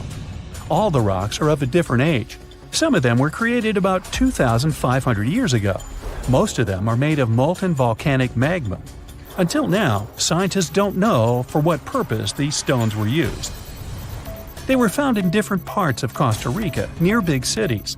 It's possible that ancient civilizations installed them specifically to show the greatness of local kings. Also, many experts believe the rocks were used as a tool for studying astronomy. The people who knew their purpose of the rocks had disappeared, and the history of the stones was lost along with them. Let's finish our journey with the coolest archaeological find. You're walking through the desert of Peru and climbing a low hill. You look down and notice the surface of the hill is covered with strange lines. You walk far away and see a huge cat on the hill. Such a drawing is called a geoglyph. Its length is around 120 feet, which is about half the size of a Boeing commercial jet. Archaeologists discovered the giant cat in 2020 and found out that it had been created somewhere between 200 and 100 BCE. This huge drawing is part of a mysterious group of different pictures. In addition to the cat, there are other animals, plants, and fantastic figures. All of them were found in the desert of Peru. The kitten was found by chance. Archaeologists didn't see it at first because natural erosion on the hillside had almost erased the silhouette. Well, there you are. The sun is scorching, you're thirsty. All you can think about is water and ancient bones under your feet. You're wandering through the Sahara, the largest hot desert on Earth. Right now, you're crossing a stretch of sand called Whale Valley. And all over these 75 square miles of land, fossils cover the ground so thickly that you can't help but step on them. Paleontologist Hesham Salam says it's an unusual picture in this place. The bones are poking right out of the cliffs, as if they're calling to you to come check them out. You can spot ribs scattered all over the place. Look at these vertebrae. They're giant. Ooh, the creature they once belonged to must have been up to 65 feet long. The fossils show that the animal had a streamlined body like today's whale, but still had features like hind legs and feet. For scientists, it means a very exciting thing. They might have discovered a fully intact skeleton of a prehistoric whale. It was an animal that lived in this area when Egypt was underwater. You see, today, the Valley of the Whales is the world's largest ancient whale graveyard. You're likely wondering what marine animals are doing in a desert more than 100 miles away from the nearest coast. Well, millions of years ago, this desert was at the bottom of a massive ocean called the Tethys, which stretched from Europe to India. When sea levels dropped, the ocean left behind a seabed covered with fossils. And today, the fossils of some of the earliest known whales rest here, which gives researchers a peek into how today's massive ocean whales may have evolved. The fossils here are super detailed, even with some stomach contents still intact. Uh-oh. Scientists have also found fossils of ancient sharks, crocodiles, and turtles, helping to recreate what this marine world looked like millions of years ago. Now, the first whale bones were discovered in 1902, but it wasn't until the 1980s that people really started to explore the area, only when access to this area became better. Sadly, some fossils had been taken away by collectors before the site turned into a protected area. Most of the fossils are just under the surface, slowly revealed by erosion. Whale Valley gives us an amazing glimpse into millions of years of ancient coastal marine life. But let's move further. Ancient whale fossils aren't the only discovery you're going to make today. For over 150 years, scientists have been puzzled by a strange creature that lived millions of years ago. But now, thanks to some amazing fossils found in Morocco, they've finally figured it out. Look at them. These creatures are called blah blah blah. Nah, I'm kidding. Stylophorans. They look like flattened armor with a long arm sticking out. Researchers discovered these creatures in 2014 and were shocked. The fossils dated back around 478 million years. They found around 450 specimens, and to their surprise, some even had soft tissues preserved, which is super rare. Before this, they only knew stylophorans from their hard parts. Originally, scientists thought these creatures were good old echinoderms, animals like sea urchins and starfish. But new discoveries prove that they had a core body and feeding arm similar to modern starfish, complete with a water vascular system to help them move and eat. This finding ends a long debate about where stylophorans fit in the animal family tree. Now we know they're related to echinoderms, but are more advanced because they don't have the typical 5-ray symmetry. Ooh, come here and look at this giant fossil. It was found in the Sahara and gave scientists new insights into the Spinosaurus, the largest carnivorous dinosaur we know about. These 95 million-year-old remains also confirm that it was the first known swimming dinosaur. The Spinosaurus had flat paddle-like feet and nostrils on the top of its crocodile-like head, perfect for staying underwater. It was a pretty weird dinosaur with a long neck, trunk, tail and a 7-foot sail on its back, so it must have spent a lot of time in the water. At over 50 feet long, Spinosaurus might have been even larger than T. rex. The first Spinosaurus remains were discovered about 100 years ago in Egypt. But only this new fossil, found in Morocco, helped scientists reconstruct this dinosaur for the first time. Researchers paid attention to the creature's shorter hind limbs and wide claws. These features point to adaptations for life in the water. Its snout and dense bones also suggest it was a swimmer, while its spiked tail likely attracted mates. Hey, good looking, come here often? And here's another astonishing find made in Tunisia, the remains of Machimosaurus rex. Now, so far it's believed to be the biggest crocodile ever. This ancient croc was about 32 feet long and weighed around 66,000 pounds. It was a top predator around 130 million years ago, and its skull was over 5 feet long. Now, this discovery is a big deal because it shows that these crocs stuck around longer than we thought. Before this, scientists believed that they disappeared during a minor extinction event between the Jurassic and Cretaceous periods. Now, let's go back to the fact that the Sahara was once underwater, and some of the largest sea creatures ever lived there. A study published in the Bulletin of the American Museum of Natural History speaks about an ancient body of water called the Trans-Saharan Seaway. It existed between 150 million years ago, covering parts of Western Africa. Scientists spent 2 decades trying to recreate this prehistoric underwater world. They found it was warm and shallow, home to some pretty terrifying creatures, including 5-foot-long catfish and 40-foot-long sea snakes. Yikes! The seaway was cut off from larger oceans for long stretches, which may have helped these predators grow larger because resources were always available. It's a classic case of evolution at work, leading to what scientists call gigantism in isolated environments. But all that water didn't just disappear with no trace.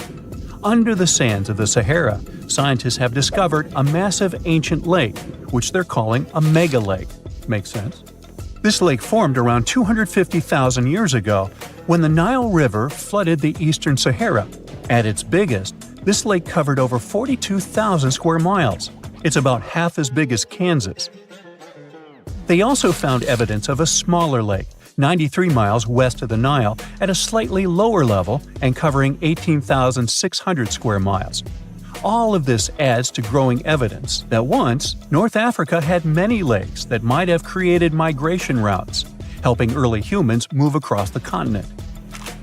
Now, in the Sahara, you can find not only fossils of bizarre animals. In May 2020, some weird rocks with greenish crystals were discovered in a sandy region in southern Algeria's Sahara Desert. When scientists checked them out, they found out these rocks weren't from Earth. They were actually pieces of a meteorite called Erg-Chek 002. This meteorite is super old, like the oldest volcanic rock ever found. It melted ages ago in the fiery heart of an ancient protoplanet that no longer exists. Researchers had recently published a study in Nature Communications, revealing that they have analyzed lead and uranium isotopes in Erg-Chek 002 and found out it's more than 4.5 billion years old. Another cool discovery made in the Sahara is quite unexpected. A few years ago, scientists found what they think are the world's oldest colors, and they're bright pink. These pigments were uncovered from rocks that are around 1.1 billion years old in the Sahara Desert. The colors came from microscopic organisms, as animals didn't exist back then. The discovery was made by a PhD student who crushed the ancient rocks and analyzed the pigments. These pink pigments are actually ancient chlorophyll from photosynthetic organisms that lived in an ocean that's long gone.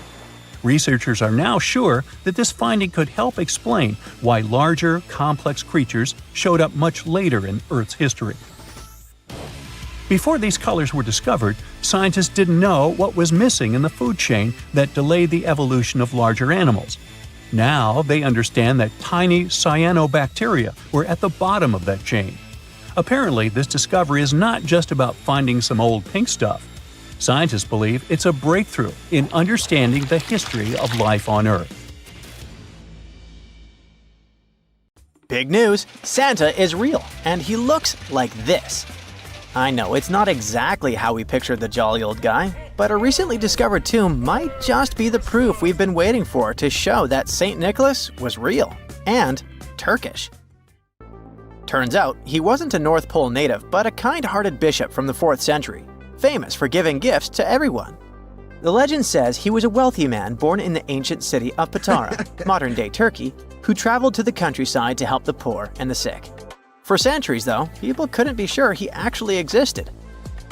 Some historical sources say he was buried in Myra, which is now called Demre, Turkey.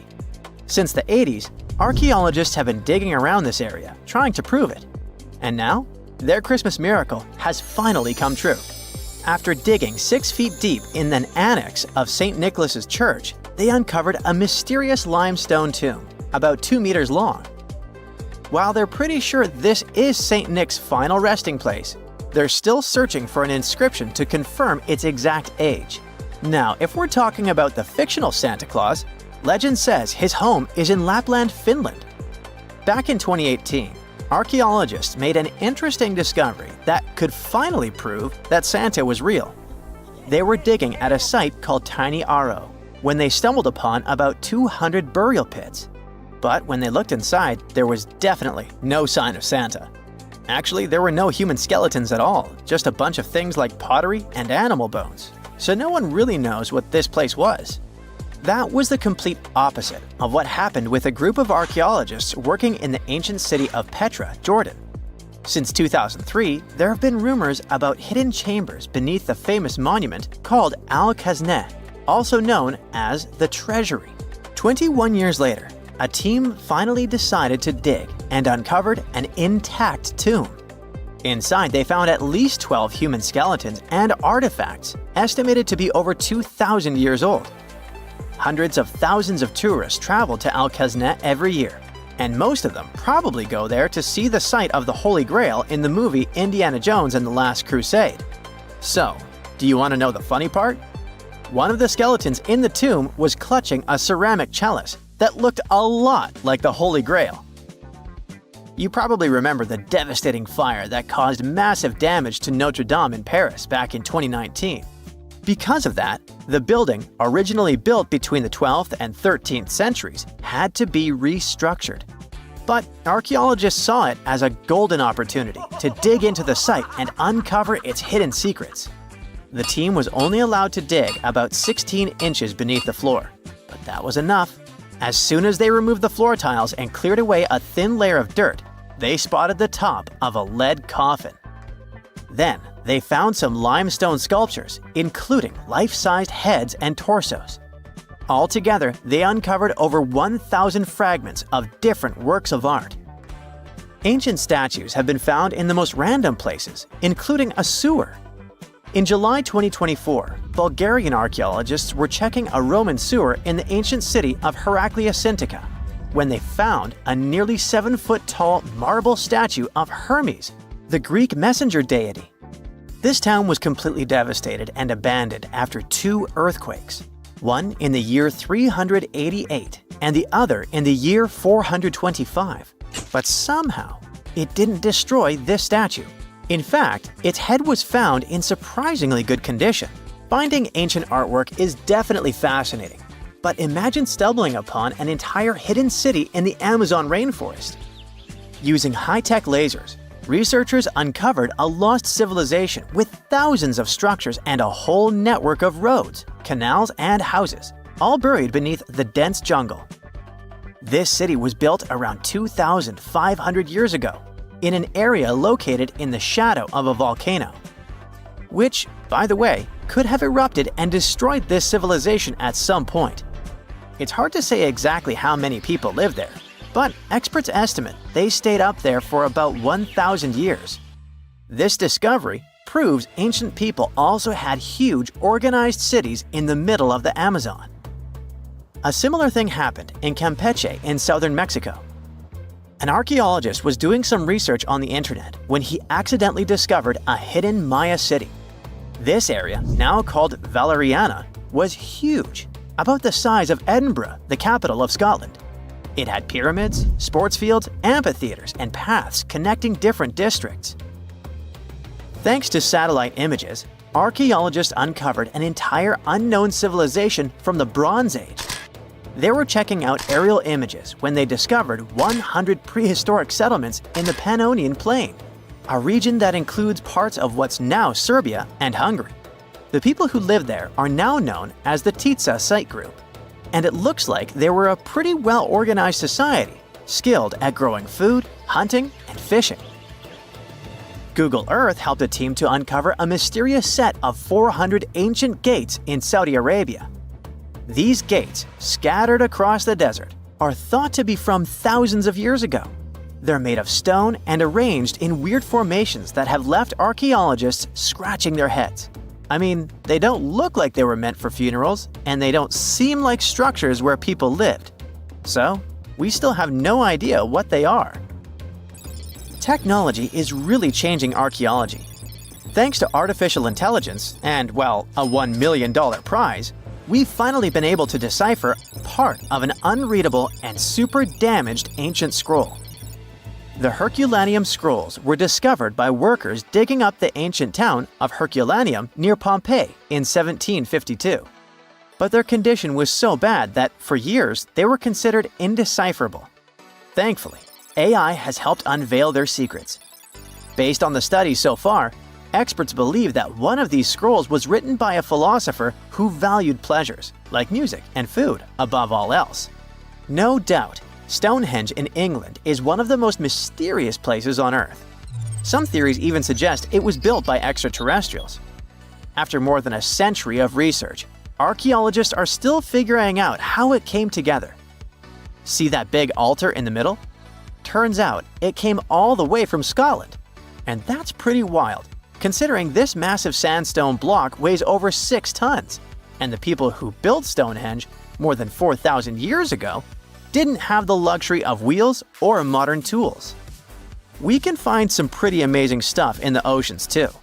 In 2013, a mysterious shipwreck was found about 20 feet underwater off the coast of Kenya. At the time, no one knew where it came from, but now, researchers are pretty sure this could be a ship from Vasco da Gama's fleet. You know, the famous Portuguese navigator, best known for being the first to sail from Europe to India by rounding Africa's Cape of Good Hope. If it's confirmed, this shipwreck could be one of the earliest European shipwrecks in the Indian Ocean. Ancient treasures can take many forms, including a bottle. Recently, archaeologists in Norway uncovered a 150-year-old message in a bottle during an excavation of a Viking burial mound. The bottle contained a letter written by Anders Lorange, an archaeologist who worked on the site back in the 1800s, along with his business card and a few coins wrapped in paper. The letter gave some details about the excavation, though it seems Lorange got a few things wrong, like the exact number of Viking shields discovered. At the end of the letter, he wrote a personal note in runic script, "Emma Gade, my girlfriend." So it gave us not only insights into history, but also a peek into his love life. You're flying over the Sahara Desert in a small, light aircraft when you spot something truly weird.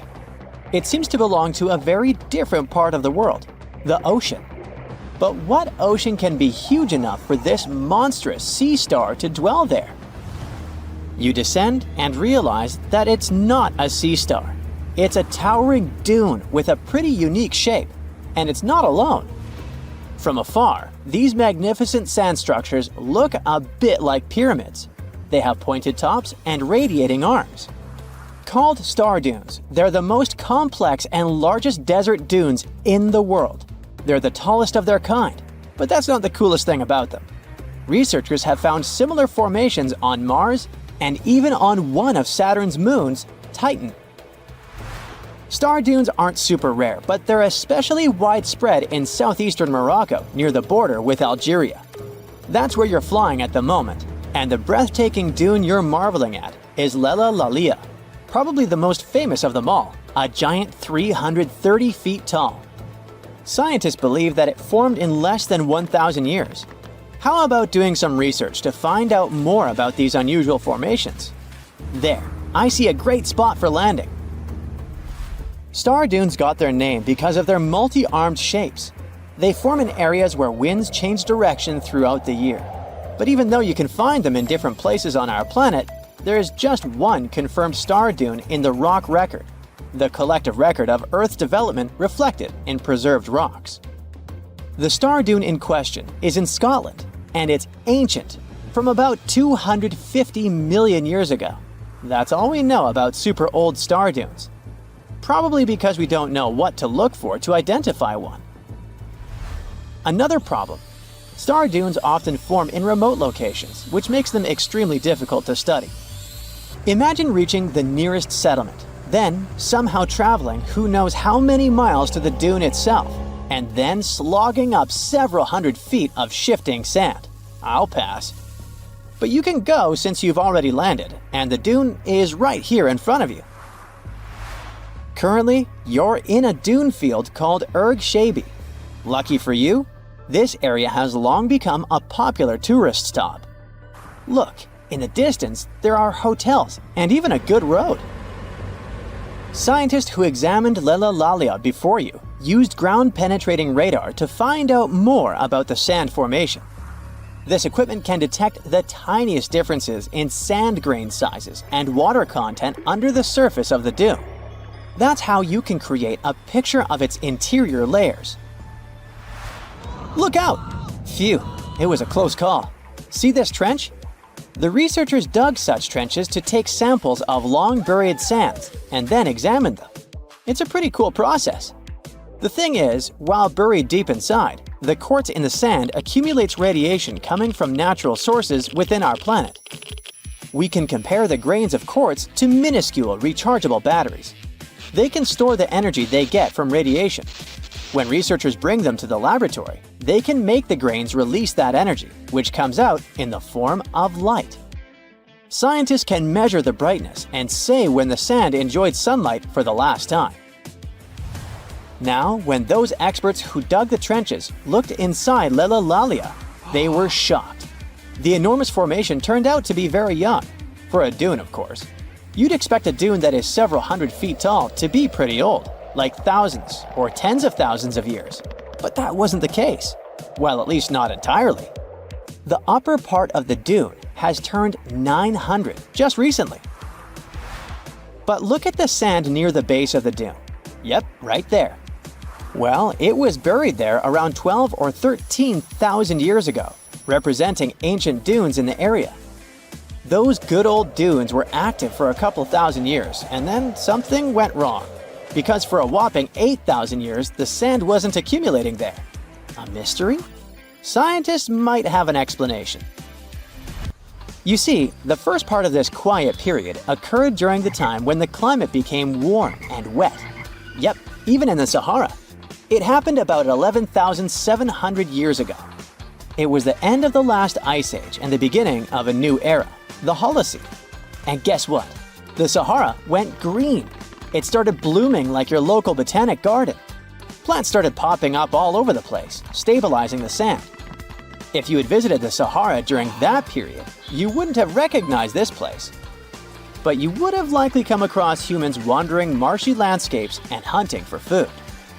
Researchers have found pottery fragments and stone tools on one side of Lelalalia. That's true. As sand dunes form and then shift throughout their lives, they swallow and protect ancient remnants of life. Just dig well enough and you might find something that will provide you with a window into the past. It can be ancient fossils, anything from fossilized shells and corals to prehistoric plants. Those can offer precious insights into the history of our planet and the living beings once inhabiting certain regions. Now, it might come as a shock, but in the Sahara Desert, scientists have uncovered well-preserved marine reptiles and fossilized fish within the layers of those ancient sand dunes. They are the remains from the time when the Sahara was covered with a sea millions of years ago. Anyway, it's time to leave that ancient paradise if you want to survive. 4,000 years ago, the wet period came to an end, and the Sahara dried out again. Interestingly, our dune didn't begin building up right away. For some time, sand probably blew through but didn't accumulate. Or the dune could have started growing in a different location. And it's a valid theory since scientists have discovered recently that Leilulalia shifts around 1.6 feet every year. It also accumulates about 6,400 tons of sand every year. Now, if you've been inspired by your dune trip and are now eager to explore more of them, I've got some unpleasant news for you. Unfortunately, although there might be star dunes locked in sandstones around the globe, they're super tricky to detect.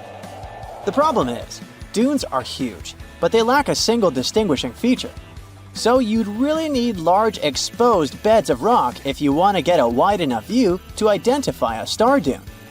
On the bright side, there surely are places where it might be possible to do such research, but you should be ready to know that it might be just a set of various features that look like other dunes.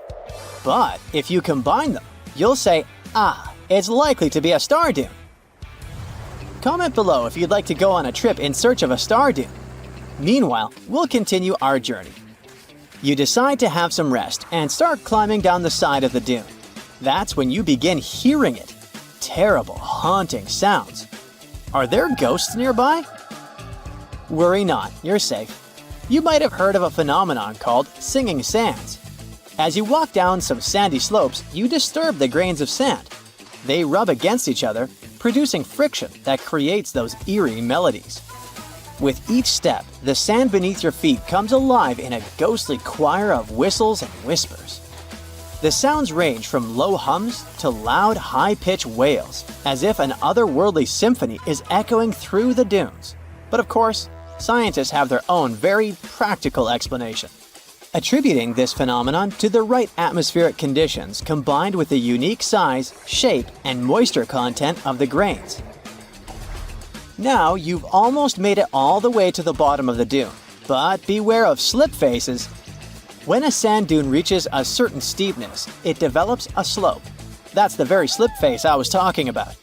This slope is usually on the leeward side of the dune and sheltered from the prevailing wind. Sand grains start accumulating on the windward side, slowly creeping along the dune's gentle slope. At one point, they reach the top. Gravity takes over and they start sliding down, triggering a cascading effect. It looks like a miniature sand avalanche, and I wouldn't want to end up in its way.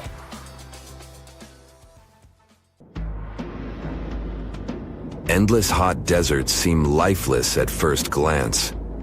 But among these sands, you can meet dangerous and sometimes creepy creatures. Some of them can only cause health problems, but some can stay in your memory forever. Let's get to know them, starting with dangerous ones and finishing with real nightmares. So, you're walking through a desert and see a big teddy bear with open hands. You understand that it's probably a mirage, but still, you come closer. You were right. It's not a plush toy, but a giant cactus. There's something strange about it. Thanks to some strange fluff, the branches resemble the arms of a teddy bear. However, this is not fluff, but thousands of thin needles, and they are the reason you shouldn't come closer. The cactus is called the jumping cholla, or teddy bear cholla. It grows in the desert areas of Arizona and in the northern part of Mexico. Don't worry, this cactus won't attack you, but it will cling to your skin or clothes if you touch it. Such a fur coat protects the cactus from animals, creates shade, and saves it from heat. The lateral branches are the most important parts of the plant as they carry out photosynthesis and accumulate a large amount of moisture inside. So, despite all the danger, the cactus can be helpful for desert wanderers. And the danger here is needles. If you look closer at them, you will see they have the shape of hooks. One touch, and hundreds of thorns are already in your finger. It's pretty difficult to get rid of them, and the needles cause unpleasant, painful sensations. But the coolest thing about this cactus is the way it reproduces. The plant clones itself in a new place. When animals and people pass the jumping cholla and touch it, the cactus gives them a small piece of itself, along with the needles. As soon as you throw this piece to the ground, it takes root and starts growing. The degree of danger is rising. The next monster from the desert is running toward us, and that is an ostrich. Many think these animals are cowards hiding their heads in the sand. You will most likely change your mind if you're unlucky enough to meet one. Usually, ostriches are not aggressive, but you should run if you come closer to their nest. On the other hand, you won't be able to do that because ostriches move at a speed of 43 miles per hour. You need a car to get away from them. They run and hit their enemy with their chests. There have been cases when ostriches attacked vans and caused significant damage to them. But the main danger these birds present is their powerful legs with sharp claws. They can deliver strong blows with them and even beat a prone opponent. So yes, if you see an ostrich in the distance, go the other way. This small spotted lizard lives underground almost all the time in the arid deserts of the southwestern US and northwestern Mexico. Sometimes it goes outside to find lunch. It only seems cute, but in fact, it's a dangerous Gila monster. Its thick skin protects the reptile from hawks, coyotes, and other predators. But its main protection is its venom. Snakes and spiders inject their toxins using long, needle-like fangs. The Gila monster clamps down and chews the prey to spread the venom. And when it bites a person, it can keep its jaws closed for a long time. Getting rid of the animal is a tricky feat. People who have experienced the effects of the venom say it feels as if hot magma passes through the veins.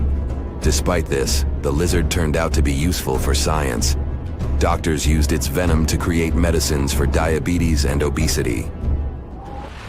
The time has come. Now you're about to meet one of the creepiest creatures living in the desert. Be quiet and listen to the silence. Stand still. There's no one around. Suddenly, you hear some hissing coming from below. You lower your head and see it.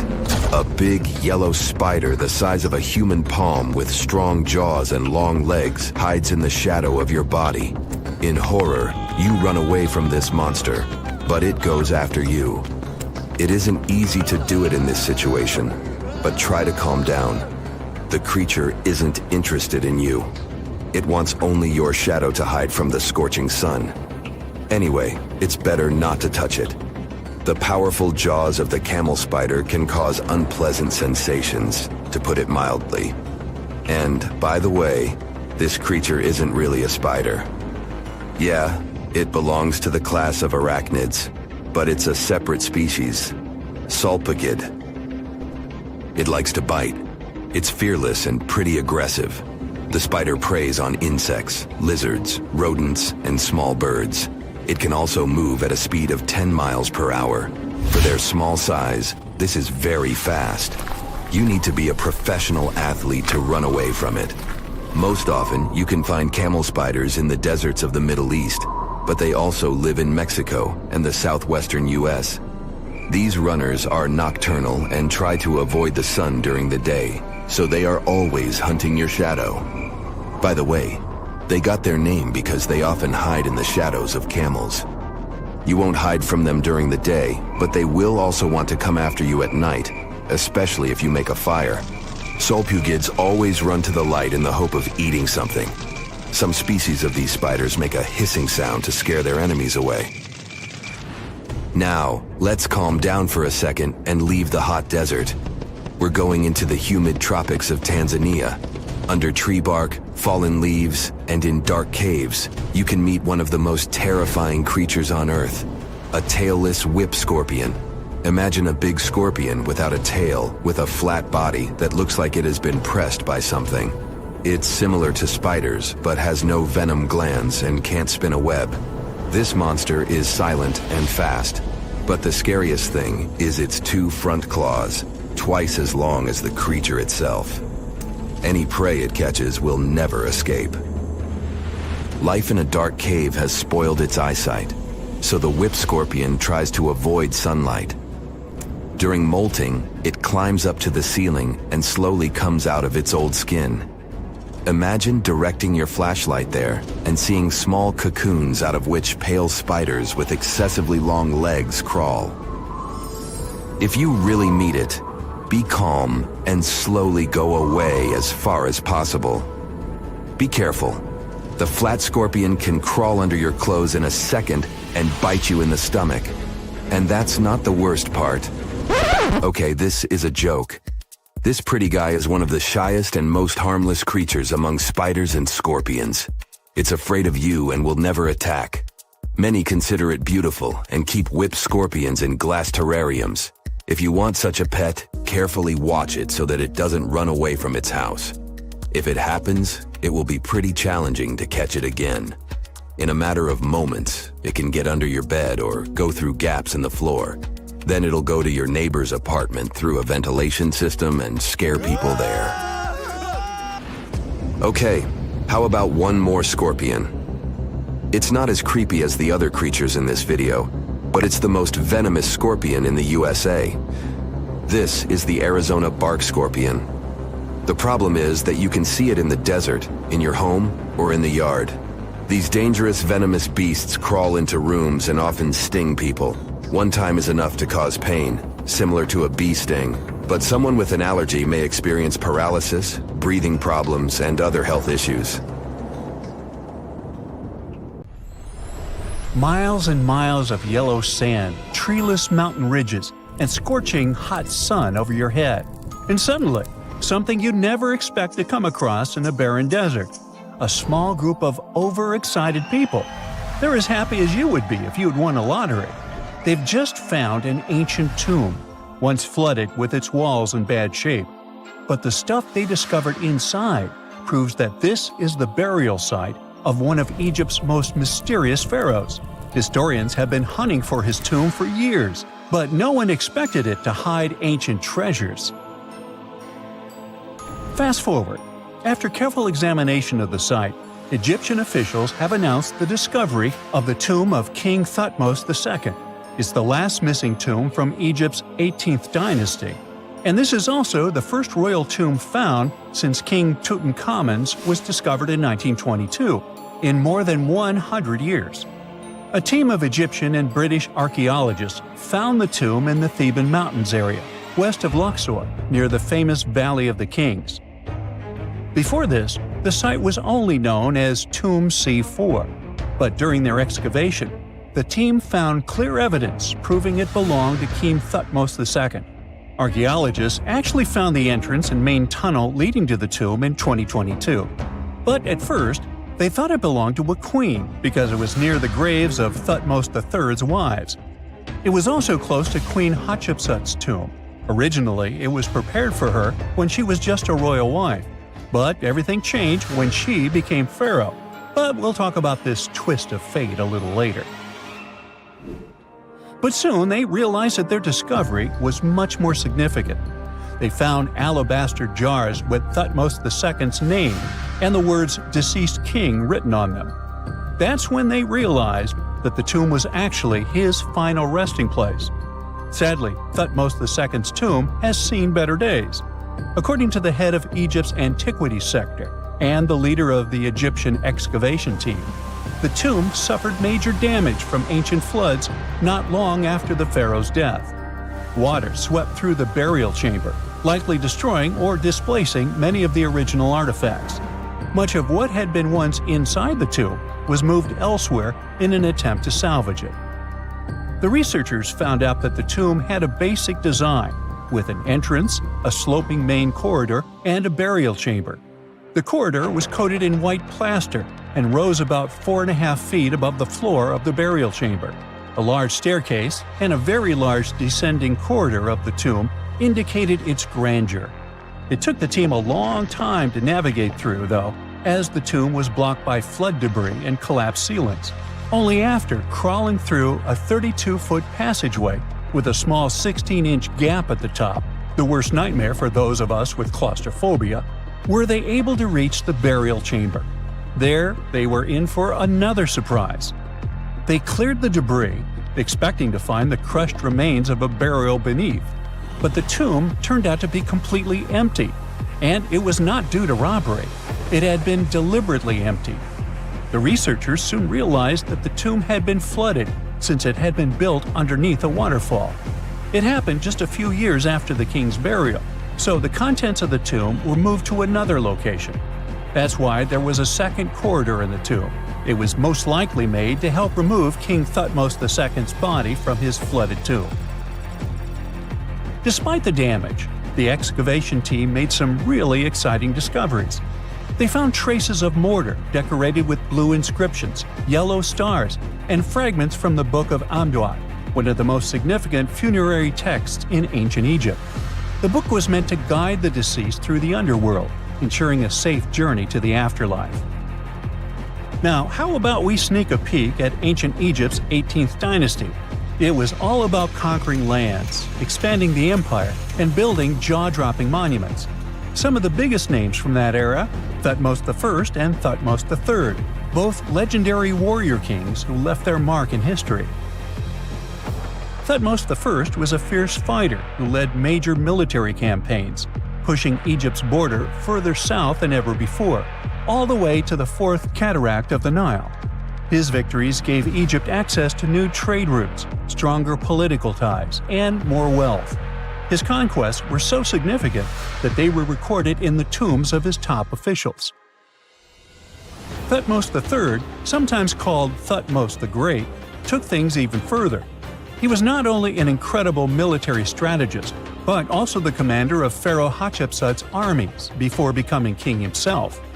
He led between 17 and 20 military campaigns, winning every single one and expanding Egypt's empire to its peak. He even created the world's first navy. Thutmose III is often remembered as Egypt's greatest warrior pharaoh. And sandwiched between these two powerhouses was Thutmose II, a pharaoh who doesn't get nearly as much attention. Hey, the middle child, right? His reign lasted only about 5 years before he passed away at around age 30 in 1479 BCE. He is kind of a mystery. No one really knows what he accomplished. For the longest time, even the location of his burial site was totally unknown. His body was actually found in the 19th century. It was just lying around in the mortuary temple of Deir el-Bahari, in a secret chamber where priests used to hide royal mummies centuries after their original tombs were looted by grave robbers. In other words, Thutmose II's body must have been moved from his original resting place at some point in history to protect it. During his lifetime, Thutmose II made at least one major impact on Egyptian history. He married his half-sister Hatshepsut. That might not sound like a big deal, but it helped her become Egypt's greatest female pharaoh after he passed. The catch? She kept her stepson, Thutmose III, off the throne for decades. When he finally took power, he erased her name from history out of spite. And still, Hatshepsut is one of Egypt's greatest pharaohs, no matter if you're talking about a man or a woman. She brought a lot of wealth and art to Egypt. She led a big trading trip to a place called Punt, where she brought back things like gold, ebony, and incense. She also made sure her name lasted by building amazing structures that we can still see today. At Karnak, she added huge obelisks. One of them is still standing tall. She also was the one to build the Temple of Deir el-Bahari with its countless columns. She was buried there. Interestingly, Hatshepsut was often shown in art as a man with muscles and a beard, like how pharaohs were usually depicted. But she made sure there was always something in the artwork that reminded people she was a woman, like calling herself Daughter of Re or His Majesty herself. When she passed away in 1458 BCE, Egypt wouldn't have a female ruler as powerful as her until Cleopatra, about 1400 years later. According to Egypt's Supreme Council of Antiquities Secretary General, isn't that a mouthful? Hatshepsut's name actually appears in Thutmose II's tomb, meaning she might have even handled his burial. As for their final resting places, well, Hatshepsut was buried in the Valley of the Kings, and Thutmose II's mummy is now in the National Museum of Egyptian Civilization, alongside other ancient Egyptian rulers. It gives visitors a rare chance to see the remains of a nearly forgotten pharaoh. Now, experts consider the discovery of his tomb to be one of the most significant in recent years. The artifacts found there add important details to our understanding of the history of the region and Thutmose II's rule. And even though the tomb's design is fairly simple and follows the same architectural style preferred by later Egyptian rulers, its historical importance is undeniable. In any case, the mission isn't over yet. Archaeologists are now focusing on solving another mystery. Where did the rest of the tomb's contents end up? The team is determined to continue their search. Who knows what other secrets they will uncover that have remained hidden beneath the sands for thousands of years. Hey, you've heard of Stonehenge? Of course you have. Big rocks mysteriously mounted in circles on a plain in England by, somebody. But what if England's Stonehenge is only a replica of another monument, and its builders just crossed the Atlantic and copied what someone had already done elsewhere? Well, it turns out researchers found another Stonehenge underneath the waters of Lake Michigan. This lake is a hotspot for woo-woo unexplained things.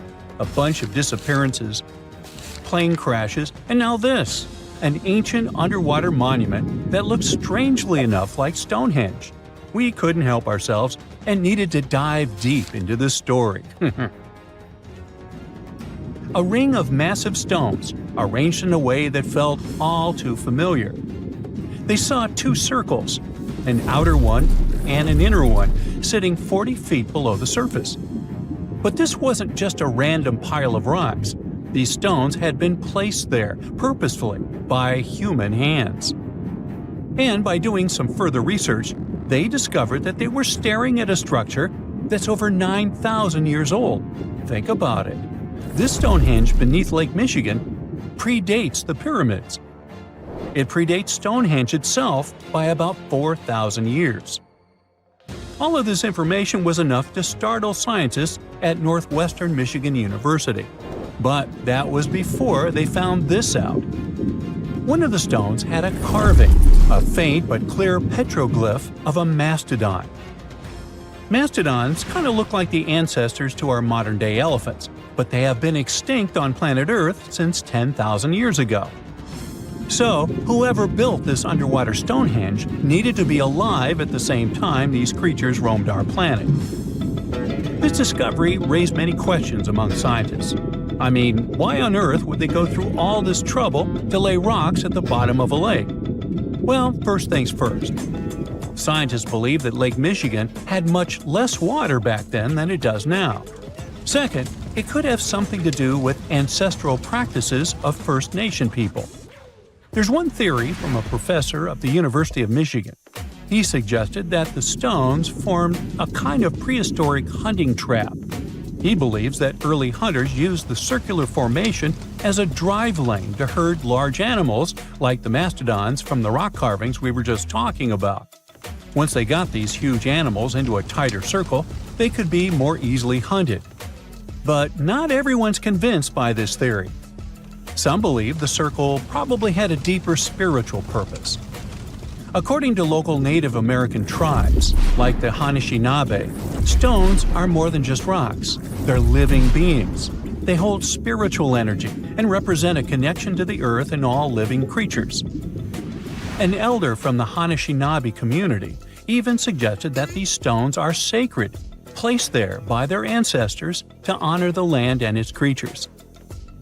Scientists are trying to study the stone formation in depth, like about 40 feet. But that's the problem, actually. The fact that it's underwater makes it super difficult, since they don't have the best technology.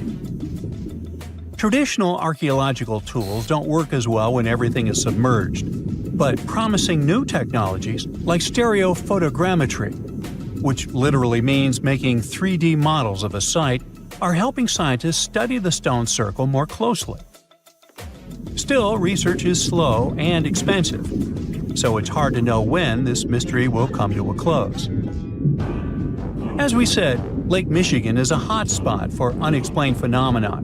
Its lakebed is filled with shipwrecks, such as the Thomas Hume, a sturdy American schooner, It also collects debris from airplanes that have suddenly gone missing while flying the area, such as Northwest Airlines Flight 2501 that disappeared in the 1950s. Some people even call the area the Lake Michigan Triangle, suggesting paranormal activities like what happens in the Bermuda Triangle might be going on. The lake spans over 22,000 square miles, which means it's almost two-thirds the size of the country of Ireland.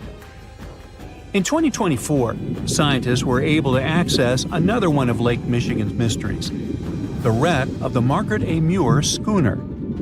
This 130-foot-long sailing ship sank over 130 years ago. The discovery was announced just recently by the Wisconsin Underwater Archaeological Association, the WUAA, whose team found the shipwreck sitting 50 feet below the surface just off the shores of Algoma, Wisconsin. Built in 1872, the Margaret A. Muir was a three-masted schooner built to carry heavy cargo across the Great Lakes. Her final voyage started out as a routine trip. Loaded with bulk salt, the ship left Bay City, Michigan, heading for South Chicago, Illinois. But on September 30th, 1893, things took a bad turn. Just as the Muir approached the town of Annapolis, now known as Algoma, a sudden storm hit. The ship began taking on water fast. The captain of the boat ordered his crew to abandon ship, and thankfully, they all made it to shore safely. For more than a century, the wreck sat undisturbed on the lake bed, its location a mystery. But thanks to a combination of historical research and high-resolution sonar, WUAA searchers finally found her in May of last year. The wreck is remarkably well preserved, with parts of the deck and gear still visible. Well, just a few lakes over to the left, researchers uncovered another impressive thing. At the bottom of Lake Mendota, near Madison, Wisconsin, researchers found 11 ancient canoes. They believe the oldest of the canoes dates all the way back to 2500 BCE. Now, if you don't get why that's important, it's because you're thinking with today's head. If in a classic Midwest highway you see a bunch of pickups, then back in the ancient days you see only canoes. They were the main mode of transportation for indigenous cultures. They were used to fish in deep waters, trade goods, and travel long distances. The reason why scientists were so excited with this discovery is because they had never found any proof of what canoes were being used for in this region back then. And to understand the local cultures that inhabited the area during this time period, they needed to have some information on that. This exciting discovery was announced by the Wisconsin Historical Society in May 2024. The first canoe, which they believe is around 1,200 years old, was pulled from the lake in 2021. Then a second one was dug up in 2022.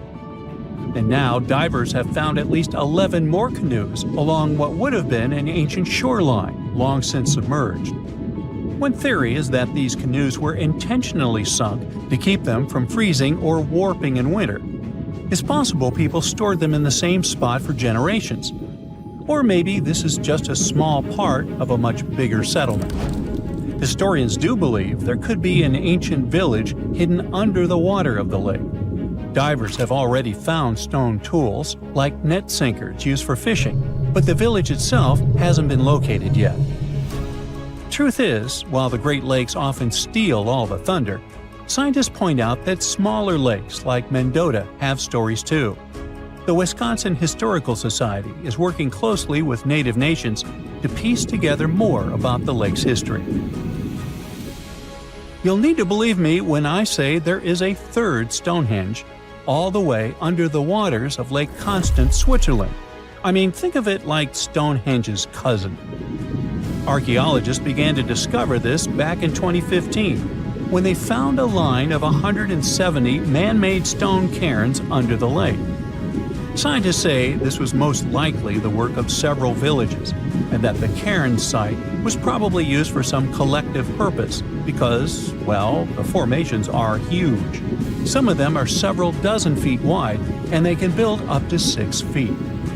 The most amazing discovery so far is that the site dates back to around 5,500 years ago, so around the time the original Stonehenge was being built. Some of the facts that link them together are their construction dates, as well as the distinct characteristic of stone monuments built in a circular format. Scientists don't know much about this site yet, but hey, I see a pattern manifested all over the world, don't you? They found the tomb of a royal doctor who lived over 4,000 years ago, a man who held pharaohs' lives in his hands. This man knew secrets that only deities and kings were allowed to hear. And yet, when they opened his tomb in 2024, there was no body, just vivid paintings, untouched by time, and cryptic symbols carved into stone. Who was he, and why was he buried with spells linked to a scorpion deity? The tomb was buried deep beneath the sands of Saqqara.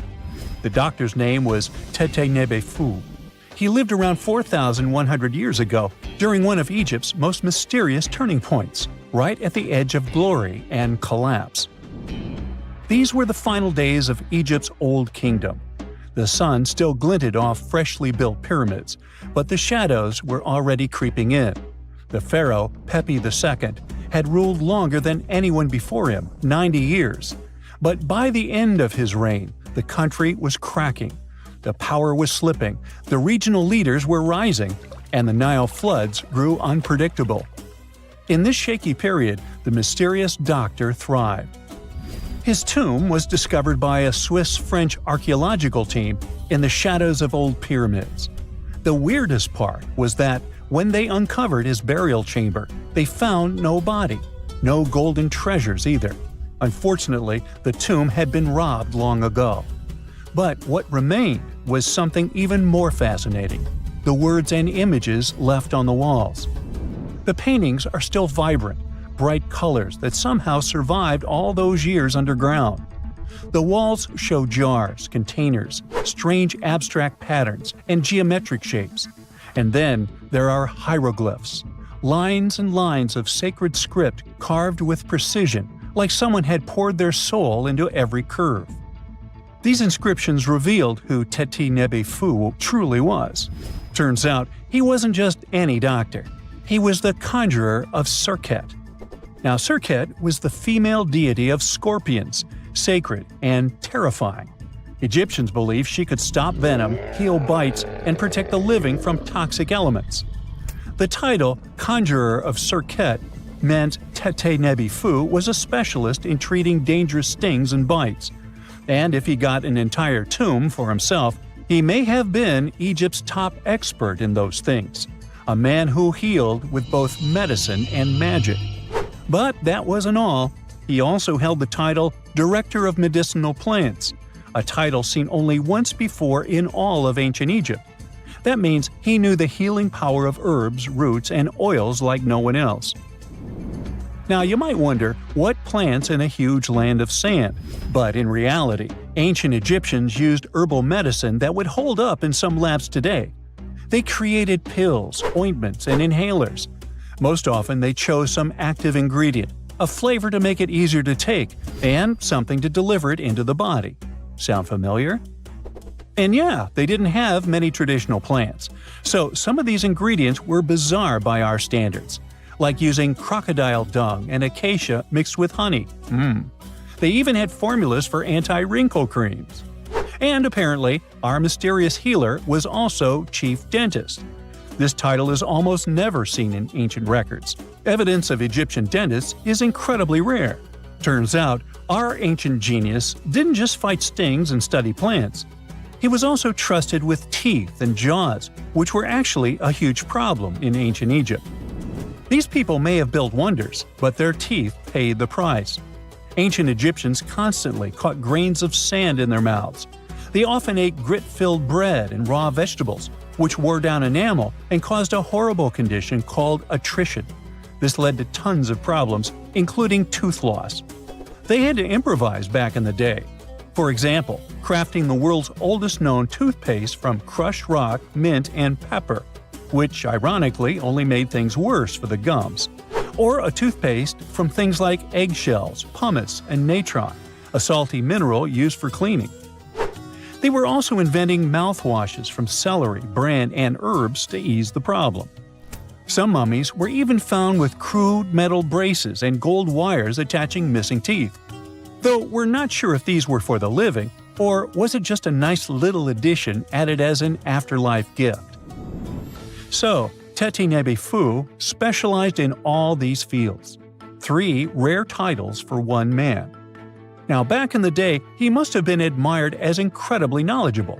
In a world without modern science, he would have been like a sorcerer who knows how some leaf or bark could save a life. That's why archaeologists believe Teti Nebi Fu wasn't just any doctor. He was, most likely, the royal physician, the one who treated the pharaoh himself. We don't know for sure which king he served. Maybe it was Pepi II, and who knows, maybe that's why the guy lived so long. But if that was the case, Teti Nebi Fu may have lived through the final moments of the Old Kingdom, watching the Golden Age crumble from inside the palace walls. And then he was buried. The body was looted, or perhaps just lost to time. But the team says they're still studying the tomb, still uncovering the traces of this incredible man. Overall, ancient Egyptians were practicing medicine on a crazy advanced level. Some practices feel familiar even today. They had hospitals, specialists, surgeries, and many more things, even medical schools. Both men and women were allowed to be doctors. They healed with various methods and practiced surgery with actual tools, scalpels, forceps, even sutures. Some doctors treated only the eyes, others the teeth, the stomach, or even what they called the hidden diseases. They knew how to clean and dress wounds, could set broken bones using splints made of wood or reeds wrapped in linen, and even prevented infections. There were even proctologists. They also built the first prosthetics, like a wooden toe with leather straps that help people walk normally again. The oldest known prosthetic is 3,000 years old. Now, the most shocking part is how they actually even tried to remove tumors. A recent study looked at a 4,000 years old skull. It belonged to a man in his 30s. There were signs of past tumors, and around 3 of them, there were marks, surgical cuts made with a metal tool. That suggests someone attempted to remove or study them, maybe treatment, maybe an autopsy. There was another skull of a woman over 50 years old. It also showed similar signs, but with healed fractures from an earlier injury, which is amazing because her treatment might have actually been successful. Being a healer in this society meant something powerful. It meant being a priest, a scientist, and a magician all at once. To ancient Egyptians, medicine was a necessary art, and they treated it with as much reverence as they did their deities. That's because they believed that sickness could be both physical and spiritual. So a doctor could recite a spell while applying a salve, and a lot of their treatments worked. The reputation of doctors in ancient Egypt was so strong that leaders from other parts of the ancient world, like Persia, actually sought them out. Even Homer, the Greek poet, once said the Egyptians were the most skilled healers of all. Of course, their understanding of the human body wasn't perfect. For example, they thought the heart controlled thought and emotion. They also didn't know what the brain really did. But their approach, observe symptoms, diagnose, and treat, well, that's modern medicine. Sure, they prayed over the wound, but they also healed it, didn't they? Their most famous physician was Imhotep. That guy was a true polymath, an architect, priest, and a healer who became so revered he was later worshipped as a deity of medicine. Yep, a human who was so cool they turned him into a deity.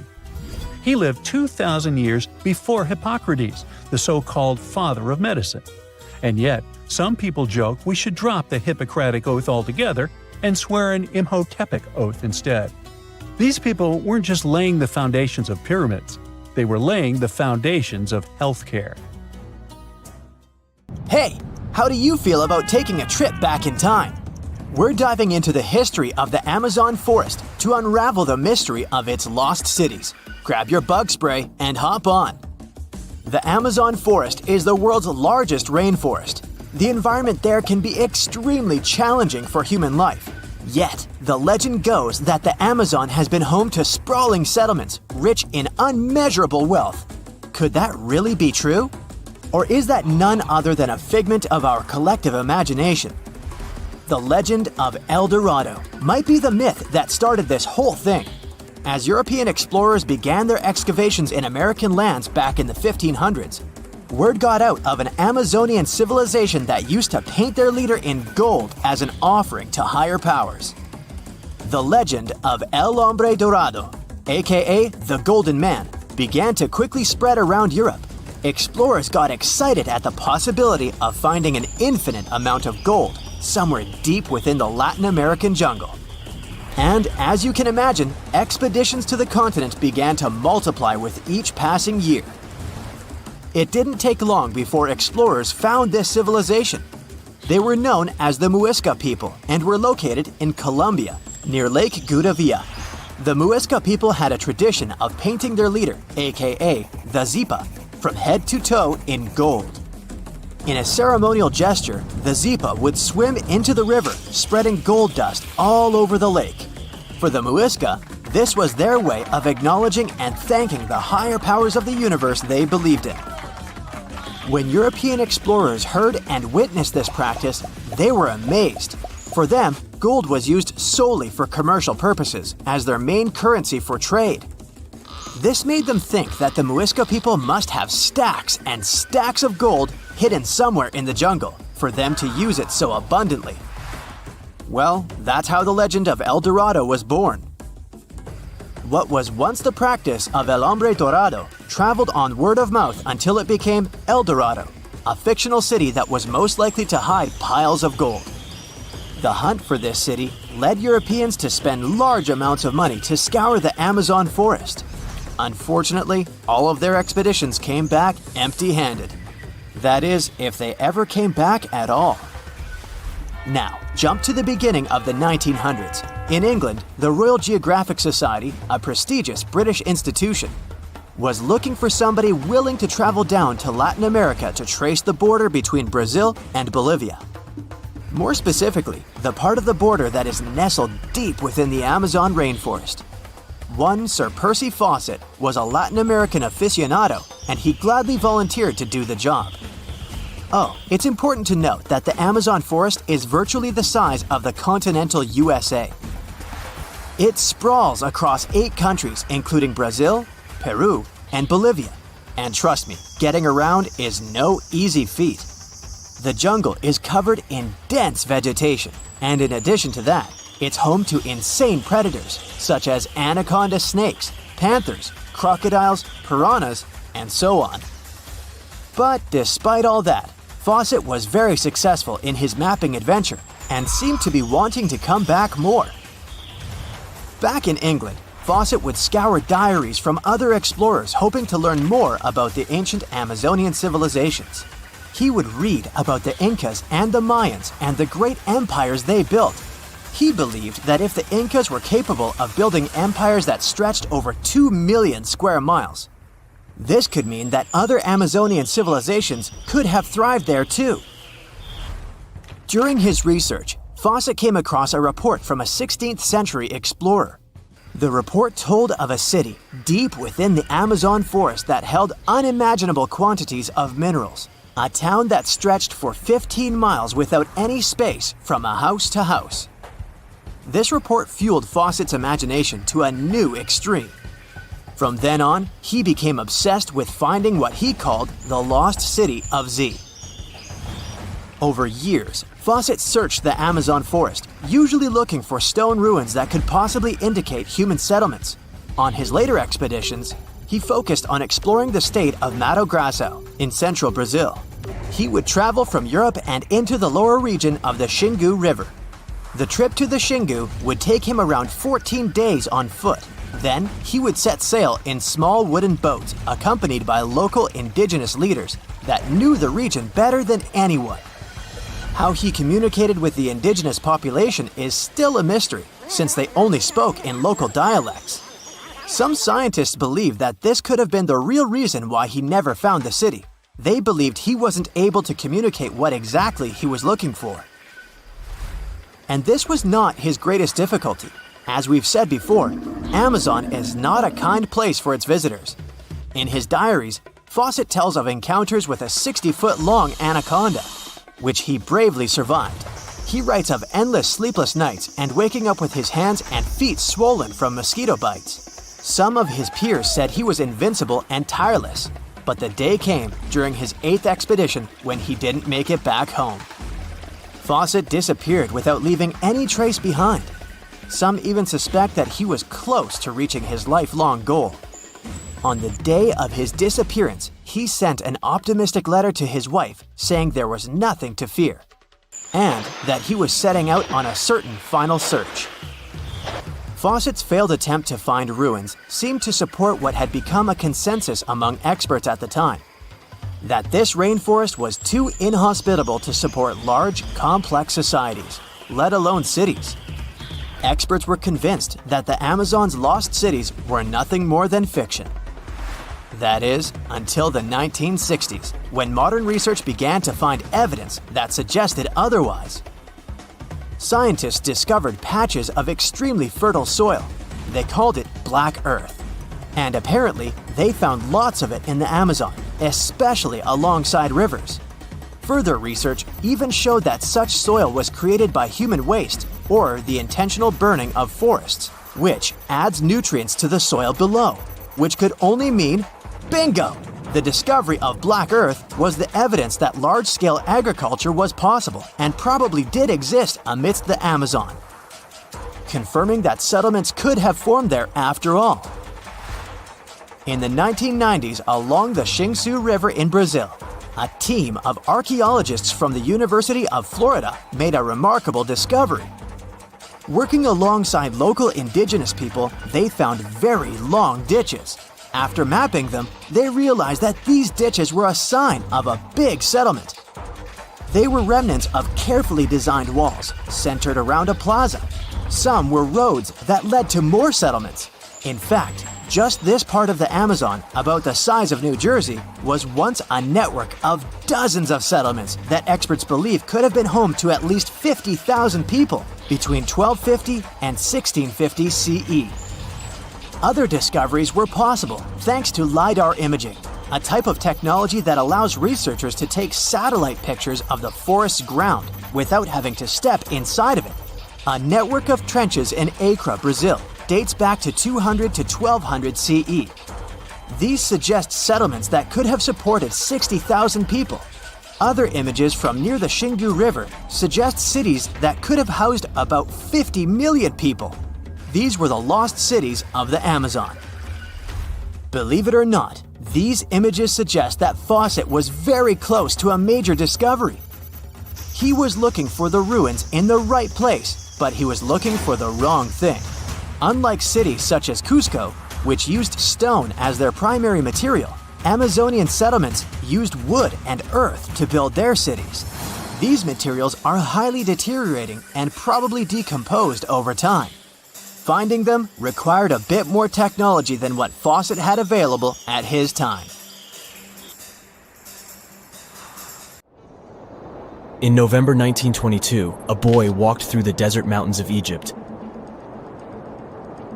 and discovered some ancient steps carved into the rock. Subsequently, this find became one of the world's largest and most significant archaeological discoveries. This step was part of Tutankhamun's untouched tomb.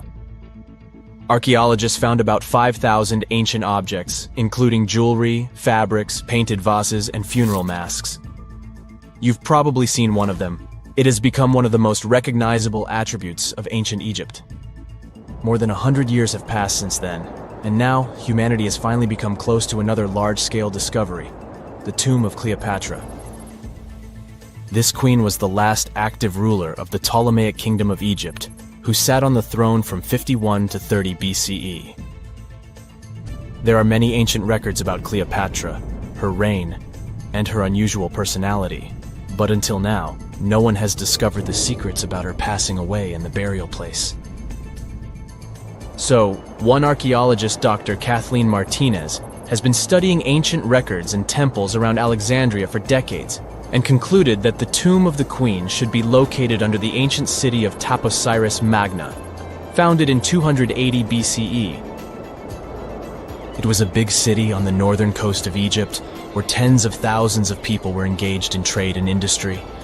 And it seems that Dr. Martinez's guesses turned out to be correct. She and a group of archaeologists have discovered a secret underground tunnel near Alexandria with a length of about 0.8 miles. It was cut into the rock under Taposiris Magna's temple. During further excavations, they found many things that indicate Cleopatra's tomb lies in the tunnel's depths. It's also possible that she is buried there together with the Roman commander, Mark Antony. According to ancient records, Cleopatra and Mark Antony loved each other and together opposed the Roman Senate, which declared Antony a traitor. The fact that natural disasters have occurred on the territory of Taposiris Magna for thousands of years can complicate the excavations. Earthquakes and floods destroyed the city and possibly flooded its underground tunnels.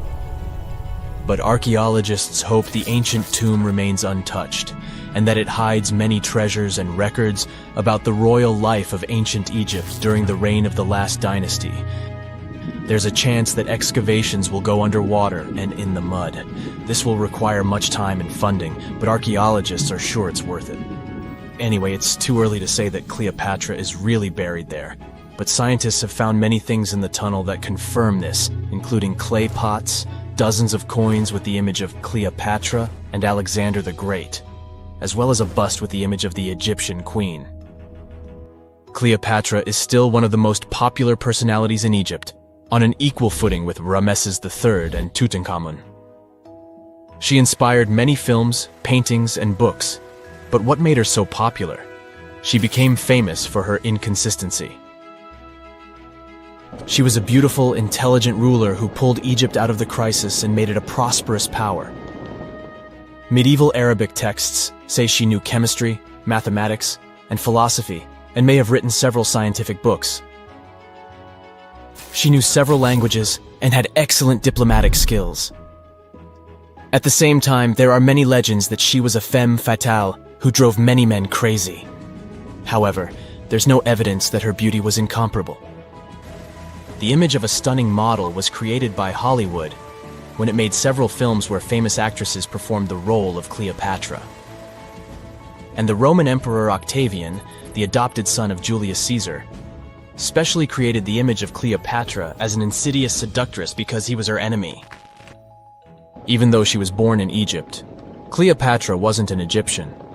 Her ancestors were Greeks, among whom was one of the generals of Alexander the Great. However, the people of Egypt loved her. She learned the language and was very sensitive to the traditions of this country. She knew the history, mentality, and customs of ancient Egypt well. She raised the level of its economy and strengthened its status as a world power. Much of this was made possible thanks to her cunning and impressiveness. She loved theatrical performances and lavish celebrations. She knew how to surprise people and put on a show. But behind the exterior image of a luxury lover was an intelligent and calculating ruler. Ancient Egypt was a rich, luxurious country, and Cleopatra did everything to increase its wealth and strengthen its position in the international arena. For example, she was once in conflict with her brother Ptolemy XIII Odd. The queen knew that she wouldn't be able to resist him, so she decided to attract Julius Caesar to their side. The Roman emperor arrived in Alexandria, where Cleopatra wanted to meet him, but Ptolemy knew about her plans and was about to prevent her from coming to Caesar. Then, instead of a rich and noisy arrival, Cleopatra decided to make her visit inconspicuous. She wrapped herself in a carpet or linen bag the emperor's servants carried into Caesar's private chambers. Cleopatra emerged from the carpet and impressed the Roman emperor with her beauty and determination. As a result, they fell in love with each other and became close allies. After some time, she impressed another influential Roman for diplomatic purposes. She arrived to meet Mark Antony on a golden barge with purple sails and silver oars. Cleopatra was dressed in the image of Aphrodite and sat under a magnificent canopy. Her servants dressed like cupids and were blowing her fan and burning incense. But Cleopatra created such a show for a reason. She knew that Antony revered Greek mythology and considered himself the embodiment of Dionysus. As a result, he was so impressed with this woman that he ended up marrying her. Cleopatra defended her crown, strengthened her alliance with Rome, and bore Antony 3 children. In Egypt, They threw big parties and enjoyed wealth with power. However, the relationship of a high-ranking official with the Egyptian queen caused a scandal in Rome. Octavian was Antony's primary opponent in the struggle for power, so he exploited the situation to darken the competitor's reputation. He used propaganda to make Cleopatra an insidious seductress in the eyes of Roman citizens. He accused Antony of succumbing to her charms. The Roman Senate supported Octavian and declared Cleopatra an enemy. In 33 BCE, this conflict reached a high point when Antony's navy clashed with Octavian's fleet. The latter won and forced his enemy to flee to Egypt with Cleopatra. According to some records, they took refuge near Alexandria. Pursued by the Romans, they hid in one of Cleopatra's palaces and met their end. Some legends say that Cleopatra was an expert in poisons. She provoked a venomous snake, a viper or an Egyptian cobra, to bite her. Also, according to another legend, she pricked herself with a poisonous needle. There's a theory that Cleopatra always carried an ampule with poison inside her hairbrush. And when she was cornered, she soaked the needle with this poison and pricked herself. None of this can be said for sure. Scientists are still trying to find out the truth. Perhaps when they reach Cleopatra's tomb, the world will get more answers about her tragic fate. She is considered the last ruler of Egypt. After her passing, Octavian plundered her palaces and temples and returned to Rome, where he became the main emperor. He successfully ruled the country and expanded its borders. His reign ended when he turned 75. World history would have looked different if Cleopatra and Mark Antony hadn't lost that naval battle. By the way, did you know that more time has passed between Cleopatra's reign and Neil Armstrong's flight to the moon than between the reign of the Egyptian queen and the construction of the Great Pyramid of Giza? Armstrong took a step on the Earth satellite in 1969, 38 years after the birth of Cleopatra. And the construction of the pyramid took place in 2560 BCE. Imagine how long the history of ancient Egypt is. Cleopatra is closer to us in time than to the pyramids. So, imagine you're 15 and you get bored of playing video games. Instead, to pass the time, you decide to give some attention to an old hobby of yours, tracking down lost Mayan cities. You've heard that some ancient civilizations are said to have built entire cities based on constellations, so you decide to check out whether that was true for the Mayans. You find a book containing all the constellations the Mayan civilization believed to exist. You open good old Google Maps and map every ancient Mayan city discovered to date. You start seeing that this information actually matches. And truly, the biggest ancient Mayan cities correspond to the brightest and biggest stars of the Mayan constellations. Okay, this is getting interesting. You manage to map out over 100 ancient cities when you suddenly notice something strange. There's an area in the Yucatan Peninsula in Mexico where archaeologists have unearthed 2 Mayan cities. But on the constellation map, there are 3 stars. Could this mean there is a long-lost city waiting to be discovered nearby? You might think this sounds too daydreaming, but the story is actually true. The previous account happened to a Canadian teenager named William Gaddery. The boy is known as a science genius and had even won an award for the constellation theory we presented just now. When he noticed that a 3rd city was missing from the 23rd constellation he was examining, he began to scour the internet for satellite pictures that could help him solve this mystery. He looked into images from NASA, JAXA, a Japan-based satellite company, and Google Earth. These images were still insufficient to answer his questions, so he reached out to a friend inside the Canadian Space Agency.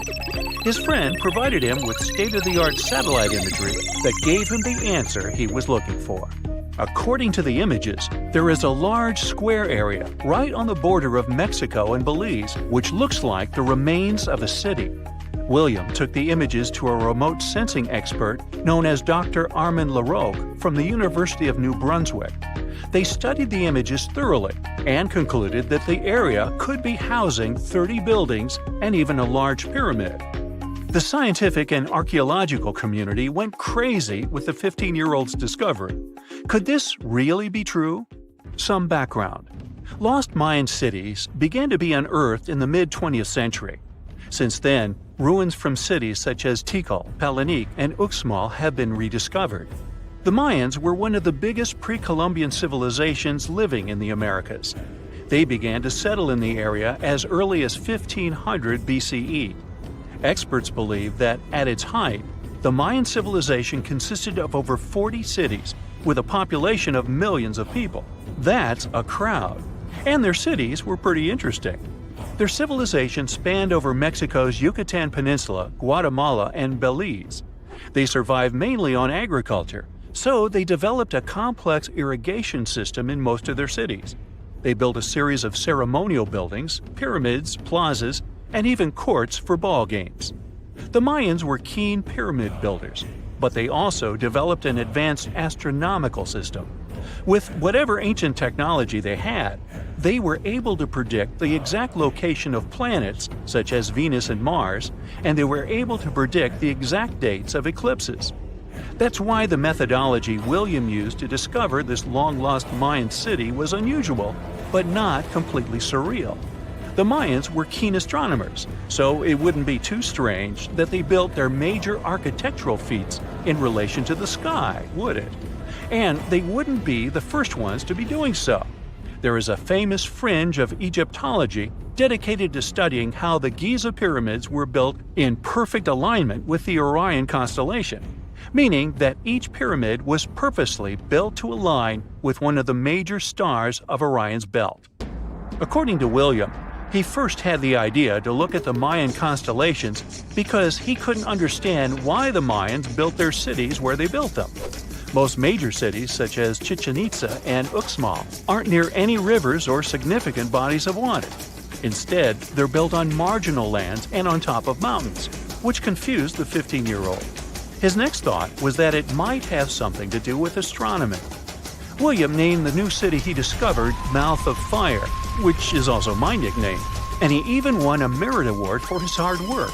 However, his theory was very much contested inside the archaeological community, and many Mayan experts worked to debunk William's findings. Some archaeologists say that constellation theories are too unscientific.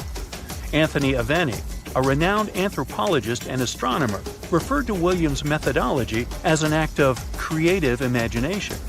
He explained that there is no way to be sure what the Mayan constellations really were. It's all just hypothetical.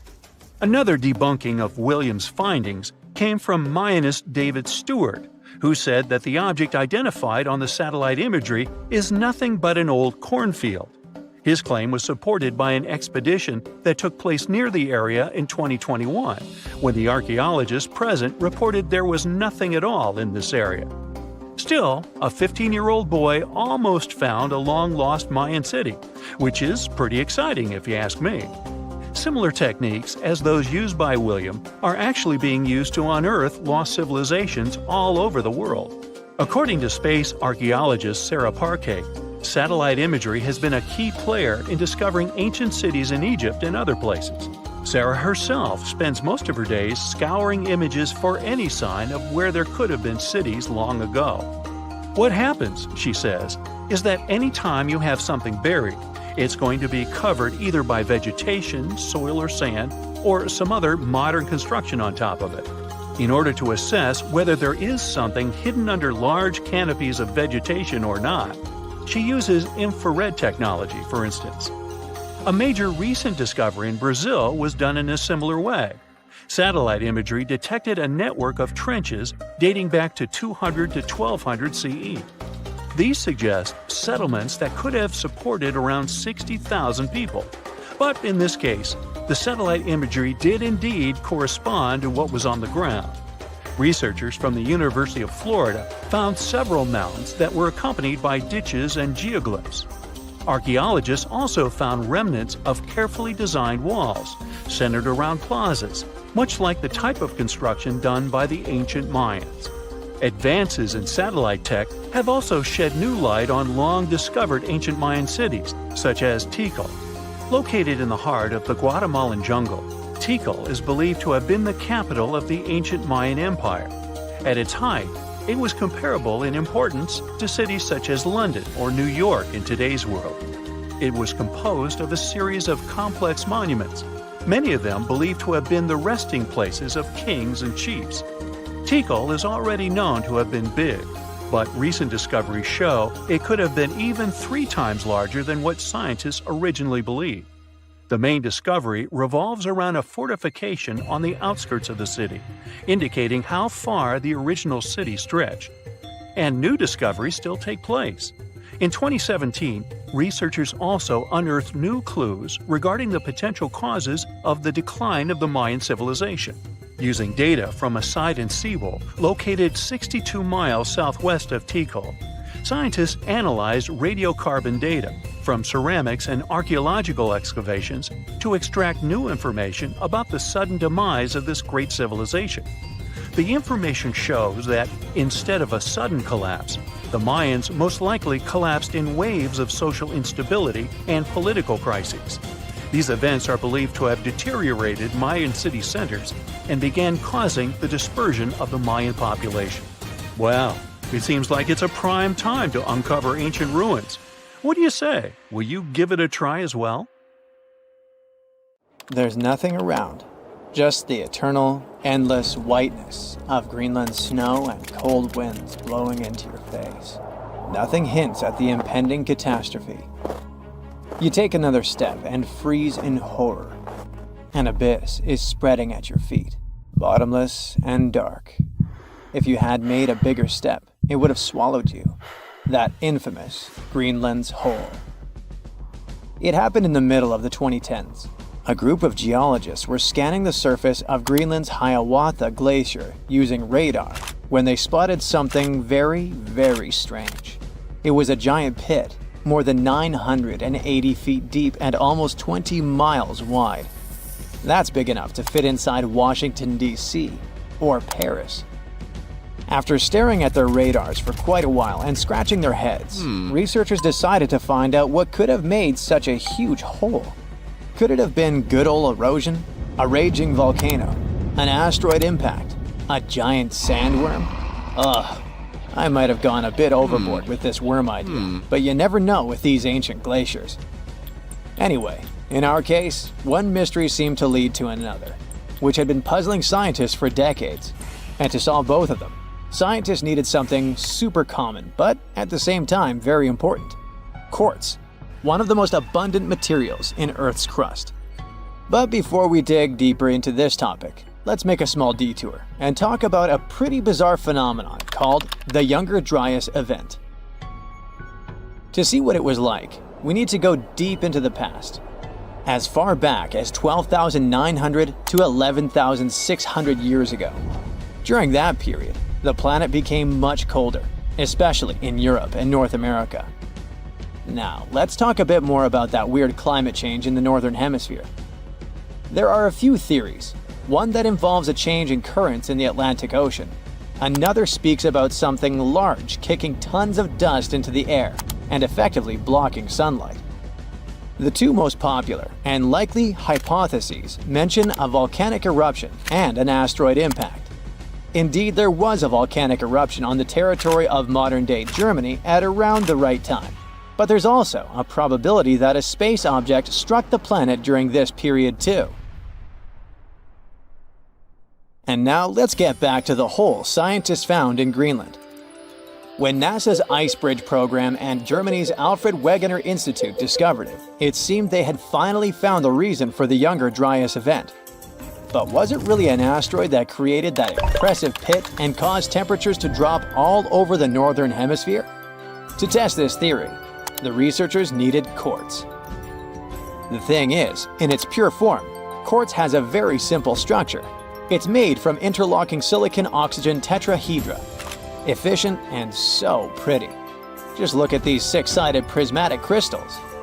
Since its structure is so simple and the components are so common, you can find quartz almost in any rock on the planet. At one point, magic happens. Larger rocks erode away, pushing out tiny bits of quartz sand. The scientists exploring the mysterious pit gathered the quartz sand that had been washed out from underneath the glacier. It was like looking at the rocks at the very bottom of the hole without having to actually get all the way down there. Very handy. So, while examining the material, they discovered quartz grains with the telltale signs of terrible catastrophe. they had PDFs all over them. No, I'm not talking about the document format. PDFs stand for planar deformation features, and they look like lines etched into the crystal surface. These lines are a sign that you're holding shocked quartz. It forms under immense pressure, when the internal crystals are pushed out of alignment. But the most exciting thing here is that shocked quartz only appears under the influence of powerful forces, like massive impacts or terrifying explosions. In other words, finding this poor shocked quartz under the Hiawatha Glacier could be much needed proof that the hole was an enormous impact crater that formed when something equally enormous crash-landed there. Based on the size of the crater, this space object probably was a bit more than a mile across, which is twice the height of the Burj Khalifa Tower in Dubai. A meteorite that big would have looked 3 times as bright as the sun when traveling across the sky, and it would have hit Earth with an immense force. The impact would have been so great it'd have vaporized rock and thrown debris for hundreds of miles away. The sky would have filled with dust. It would have dimmed the sun and led to a temperature drop all over the planet. And guess what? The last part about decreasing temperatures got the researchers super excited, because it opened up a possibility that the impact could have been connected to the Younger Dryas event. To prove this idea, scientists decided to use quartz again. They examined it more closely, trying to date the impact. Well, they were in for an even greater shock. The Hiawatha crater turned out to be not 12,000, but 58 million years old. On the other hand, the researchers were disappointed that they hadn't been able to confirm their theory. The crater couldn't explain the Younger Dryas cold snap, but on the other hand, it was still an amazing discovery. Now, get ready for one final twist to this story, and it revolves around quartz again. Other scientists have recently discovered more deposits of shocked quartz all over what is now the eastern USA. It was hiding in sediment layers dating to just before the Younger Dryas. Interestingly, there aren't any craters around those sites whatsoever. But quartz can't lie. It provides evidence of a powerful explosion. It makes scientists think that their impact hypothesis might still be true, but instead of a collision, it could be an airburst. A massive comet could have broken up while entering Earth's atmosphere around 12,000 years ago, and the fragments could have exploded before reaching the ground. It would have caused catastrophic mass burning throughout the North American continent and messed with the climate so much that the Younger Dryas would have been triggered. Well, I guess we need to wait a bit longer for scientists to find some further proof of this hypothesis. But it doesn't mean we don't have any more curious phenomena to explore in Greenland. Take these fascinating holes. They sure are kinda smaller than the monster we were talking about. They're called moulins, and they carry surface meltwater all the way down to the base of the Greenland ice sheet. And they have prepared some surprises for us too. Apparently, they're way larger than we previously thought. That's what a recent study based on observation and first-hand exploration claims. Even more interesting, this high volume might influence the stability of the ginormous ice sheet in question, as well as the speed at which it's sliding towards the sea. Researchers think that increased water depth and pressure inside moulins might lubricate the base of the ice sheet, making it move faster. You know, the way an ice cube slides more easily on a thin film of melted water. Until recently, we knew too little about the real size of moulins and how much water they can hold. But now, we know that moulins can be giant. The team made 2 trips to the Greenland ice sheet in 2018 and 2019. And during each of them, they used ropes and climbing equipment to drop around 330 feet into 2 separate moulins, almost touching the water's surface. Those who did it described the experience as intimidating. Picture this. Your back is over the edge. All you see is bluish ice going down and blurring into blackness. And the only thing you hear is occasional sounds of crashing ice. It must be extremely unnerving.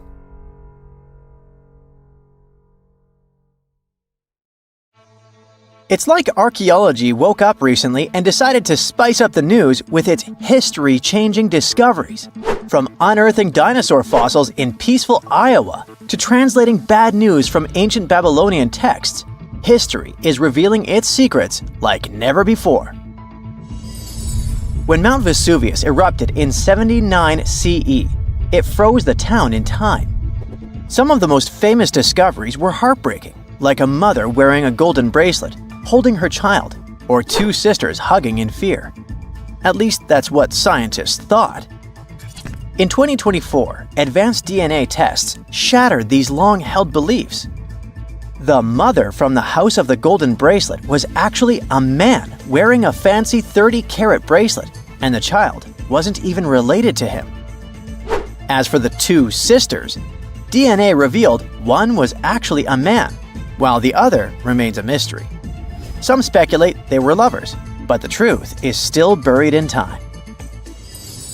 Speaking of rewriting history, another shocking revelation comes from ancient Babylon.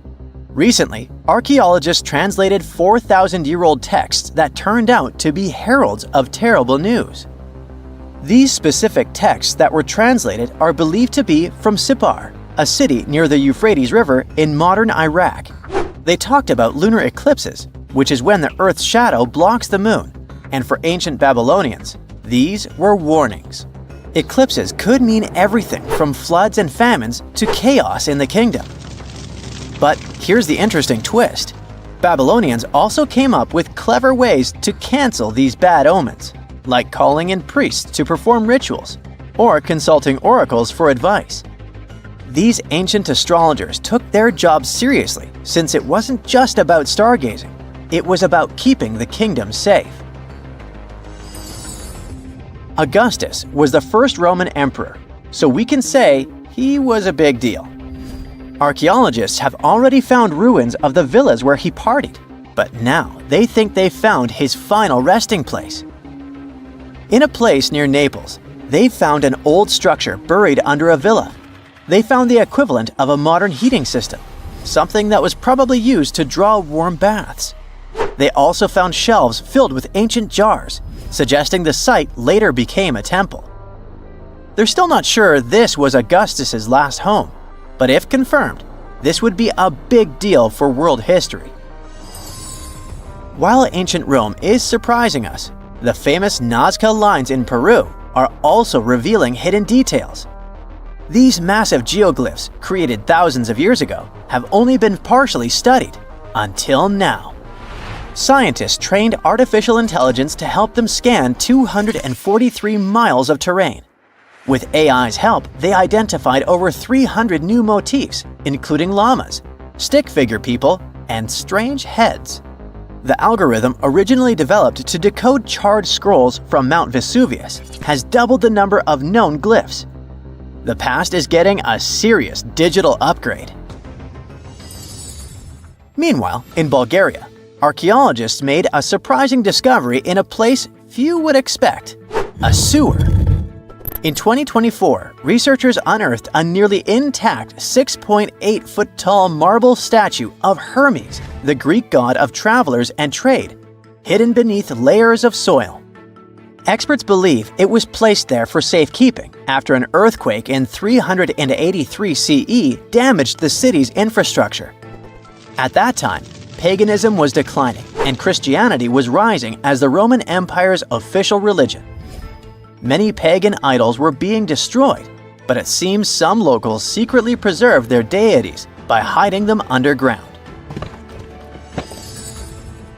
Searching the bottom of the River Thames is probably worse than looking under your bed. The riverbed collects all kinds of discarded treasures, including a legendary typeface. In the early 1900s, two men created the Dove's typeface for printing books, but after a bitter falling out, one of them threw every single metal letter into the river. A century later, in 2014, a designer trying to revive the typeface began searching for the lost letters. In just 20 minutes, he started finding them. With the help of divers, more were uncovered, and today, some of the lost letters are on display in a museum. Not much goes on in Iowa, which is why finding a huge 13,000-year-old mastodon skeleton made headlines. In 2022, a researcher received a photo of a massive femur believed to belong to a prehistoric animal. It took 2 years to secure funding for excavation, but in 2024, archaeologists finally dug in. After 12 days of work, they uncovered a well-preserved mastodon skull, the first ever found in a Midwestern state. This discovery would make Indiana Jones jealous, especially since it happened in Petra, the ancient Jordanian city featured in one of the movies. Archaeologists uncovered a 2,000-year-old chamber beneath Petra's treasury, containing at least 12 skeletons along with iron and bronze artifacts. The chamber, built by the Nabateans, sheds new light on their afterlife practices, which remain largely mysterious. One of the most intriguing finds was a ceramic chalice clutched by one of the skeletons. Back in Peru, archaeologists made a groundbreaking discovery that turned Peruvian history upside down: a female ruler. At the 1,600-year-old site of Pañamarca, scientists uncovered a throne room decorated with colorful murals. These murals depict women spinning and weaving, men carrying a crown, and even a crowned woman speaking to a birdman. The discovery suggests that Moche women weren't just spiritual leaders, but rather had real political power too. Tiny houses are mainly a modern thing, but archaeologists think they found one in ancient Pompeii. Unlike traditional Roman homes, which had grand atriums for entertaining guests, this house had none. But what it lacked in size, it made up for in artistry. Inside, scientists found a painted altar decorated with birds of prey, sparrows, snakes, and plants. The altar held ceremonial items like a lamp and an incense burner, still holding traces of fragrant herbs. In 2021, researchers scanning the Baltic Sea found a massive stone wall hidden beneath the waves. The Blinker Wall, stretching over 1.5 miles, could be Europe's oldest man-made structure. Sitting 68 feet below the surface, it's built from around 1,400 small stones placed between 300 giant boulders, some weighing up to 142 tons. Dating back over 10,000 years, the Blinker Wall predates Stonehenge and France's Karnak stones, meaning it was likely built when the area was dry land. Scientists believe it may have been a reindeer hunting tool, guiding animals into a lake where hunters could strike. Oh, and then there's the granite slab that was found in Egypt's Abydos area. At first, it was thought to belong to 2 important people from ancient Egypt, but a recent discovery showed it was actually part of the sarcophagus of Pharaoh Ramses II, one of the most famous Egyptian rulers. A researcher found a special engraving on the slab that had Ramses II's name on it. Ramses ruled Egypt a long time ago, and after he died, his tomb was looted, so his body and belongings were moved around a few times. This new discovery shows that after Ramses' tomb was robbed, some of his things were used again. The finding also teaches us that ancient Egyptian tombs were often looted, and the things in them were reused. Recently, something unexpected happened during a dig in Norton Disney, back in England. While searching for ancient coins and brooches, a volunteer from the Norton Disney History and Archaeology group stumbled upon a mysterious Roman dodecahedron. This small hollow object, made of copper alloy with 12 pentagonal sides, was buried for 1,700 years, but was surprisingly well preserved. Though over 30 of these strange objects have been found in the UK, no one knows for sure what they were used for. Some think they might have been measuring tools or calendars, while others believe they were used for rituals. The Norton Disney Group thinks these dodecahedra were likely symbols for religious ceremonies, as